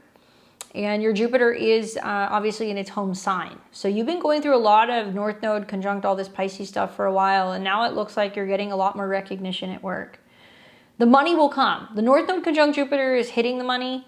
Also, Mercury is associated with your second house of money, and you're going to be seeing that, as a Taurus rising, the Mercury-Uranus conjunction might shake things up. So the beginning of July, you'll see Mars conjunct Uranus, where this can be a time where there could be some debates either in relationships or professionally about money, spending, and resources. But it is, once it comes out of this square with your Jupiter, it's going to start trining Pluto. And I've speculated for some time that July was going to be the month where my Taurus risings were going to see a pretty significant financial boost. It looks like it has to be negotiated, or it needs to be discussed, or there needs to be like an offer that is given to you, because Mercury is connected to this Mars-Uranus conjunction and it's retrograding over your moon. So this means that you're like intuitively feeling like, I know what's coming. Where is it coming from? When is it going to show up? And I would watch for when the Cazimi happens here, right around like the 12th through the 14th. That could be one period. And then another one could be when Mercury goes direct and then Mars comes into your second house, and then you're like, okay, now I'm getting paid. And I would be watching for that right around like the last week of July. Technically, the 10th house is connected to both Uranus as well as Saturn. And so what's interesting is you've got the North Node that's going to shift sign, so it's still in your 10th house. And then you're going to see the North Node is going to be picking up the energy of Uranus, where Pluto is trining. So a lot of my Taurus risings are going to be like, oh, now I'm bringing a secondary income, or I have another job, or I'm starting like a side hustle. But this is picking up more the energy of like a Gemini rising chart for you, where Uranus is in the first and, Pluto is in the ninth. So it's about a shift in your perspective about your job. And as Pluto retrogrades away, it looks like you're adamant to kind of stay where you're at. But I would be watching the full moon at the end of July, because that's going to be pretty much conjunct. There you go. Your midheaven right here at an 8. So a powerful transformation, Pluto moon, of your career, your status, and it's trining Uranus. And this is connected to the eclipse that we had in February. So there was a solar eclipse there, and it was squaring Uranus. So you were probably like, when am I going to have this breakthrough with work? Like, when is it going to happen? And you're like waiting on something to change with the company. We're restructuring at work, so I do feel it's coming, but I've been out of the loop for a while. Yeah, I mean, the issue that I kind of have with this is that Jupiter in the North Node hitting is saying that it is coming. It's under wraps because Jupiter in Pisces is something that's hidden, but it's something that's felt. And this represents your company's resources. Like sometimes with a chart like this, you find out that they're getting bought out, right? Or that there's a new partnership coming in, or that there's going to be, you know, some kind of new person who's going to be running the company and they're restructuring something about like the money. And Jupiter represents other people's money. So they have it, but Uranus is still coming out of a square with your Jupiter. So yes, you have a window here like in the next month or two where you can see that some of this stuff is going to break through. But I would also be looking at your natal Saturn, right? Which is in your whole sign 8th, Saturn, Mars, and Uranus is opposing it. Like, let me put it this way. You will only stay at this company for so long until they're willing to actually make a change and compensate you for some of the responsibility and the roles that you've been taking on. If they're not willing to do that, or if you feel like they're kind of baiting you and they're saying, we're going to give it to you, and then it's delayed, you're not going to wait around. The reason why I say that is because this full moon tells me that you're not willing to wait around. And as we get into next year, you will also see eclipses that are going to be in, actually no, you'll have one here. Full moon lunar eclipse right on your sun and your Jupiter trining Mars. Okay, let me put it this way. I'd give this until about the beginning of September, right? Because this actually is an eclipse that makes me feel like something's going to come of it, especially with the trine to Mars. But if you're not getting anything come September, then it looks to me like you're going to be coming back to them one more time and trying to negotiate this while Venus and Mercury retrograde over your Pluto and your South Node. And if they're not willing to reason with you, or if they're not willing to kind of give you what you're looking for, you're going to make a change. And your career is only going up from here, you know, both because the North Node's fully in your 10th house now. You've got it in Aquarius, which means you're willing to, you know, kind of look at work differently, or you're willing to pivot. And then also you're going to have a solar eclipse and a retrograde there at the beginning of the year. So I'd give this till September. The last time you're willing to kind of talk to them about that or see if they're going to give you those changes would be about October. If not, then get ready for this solar eclipse on February 6th next year, while Mercury, which rules money, is going to retrograde right over your sun and your Jupiter. And likely that's what's going to be bringing you the higher status or the bigger pay. But they could take that long to basically be like, okay, we've made the changes, now we're going to give it to you. Now, if you're okay waiting, by all means, you can wait. But I'm going to tell you the bigger breakthrough that you're going to have with your career is going to be February of next year when you start seeing those eclipses and those retrogrades happening. And the money is Mercury. So the fact that it's retrograding over your sun and your Jupiter is like, okay, now we'll give it to you. But you have the chart of somebody who would be like considering taking a job and relocating. You don't see that yet because Jupiter hasn't gone into your 4th house yet. But when it does and it opposes Pluto, you will maybe start contemplating whether or not you want to move to another city and take a job elsewhere, if you could transfer and relocate. Or a nonprofit, so they do move at a glacial pace. Yeah, I could see that. That's a good job for you with all that Pisces. But I do think that like your work is not going to go unnoticed. You may feel that way with all that Pisces in your chart. And suddenly things start changing when the North Node goes into Aquarius. So you'll notice that you're going to be less patient when that happens. And I think that, once again, you don't see it yet, but like the South Node going through your 4th house, you know, Jupiter going into your 4th house, Mars going into your 4th house, it's very paradoxical for a lot of the fixed signs because, you know, you're going to be told, oh, it's all about your career, but you've got Jupiter in the 4th house, which means that you're going to facilitate some of the career changes through some of the changes at home. So whether that's changes with your family or if it's potentially, you know, buying a house or remodeling or, you know, even relocating, all of that's going to impact the way that you look at work too. And if you do decide that some of the home stuff is going to be more important this year, you'll be more tolerant of some of the things that are kind of delaying or taking a little bit longer to inevitably kind of happen, you know, come the beginning of 2027. But usually North Node conjunct Jupiter is one of the better transits you can have. Perhaps it feels a little bit more difficult for you because you have so many planets in Sagittarius and you're like, I'm doing the work, I'm showing up, but like where are they putting their money where their mouth is, right? And once those nodes are into new signs and they're no longer squaring this, and you start to see that Mars comes into Cancer and it trines Jupiter, I would say probably August is going to be your first window where you're going to have a breakthrough to potentially make some cash. Latest, I would say this would be February of next year. But your career is going to continue to keep going up. I've told all my Taurus risings too, with Saturn being the co-ruler of your 10th house, that, you know, it being in the 12, you have to take a back seat and you have to kind of just trust that things are going to happen at the right time in the right place. And in a way, it can almost be giving you a little bit of a break before you take on more responsibilities. So you won't even be as consumed about work. You're going to be like, I just want to do my work and be left alone. You go to work, do your thing, and then you come back. And you'll see that the more that you're keeping to yourself and you're just kind of, you know, nose to the grindstone, you know, good things are going to come of it. People are going to start to notice, especially when you're having like full moons connected to, you know, Aquarius. Maybe if you have some full moons that are going to be connected to Libra as well. And then next year, Pluto starts coming in conjunction with your midheaven. Will it get to 8 degrees? I don't think so. I think it retrogrades at 7. But there is an inevitable pivot work-wise. And it looks like you're going to be going and partnering with somebody pretty significant the beginning of 2028. Obviously, this is way down the road.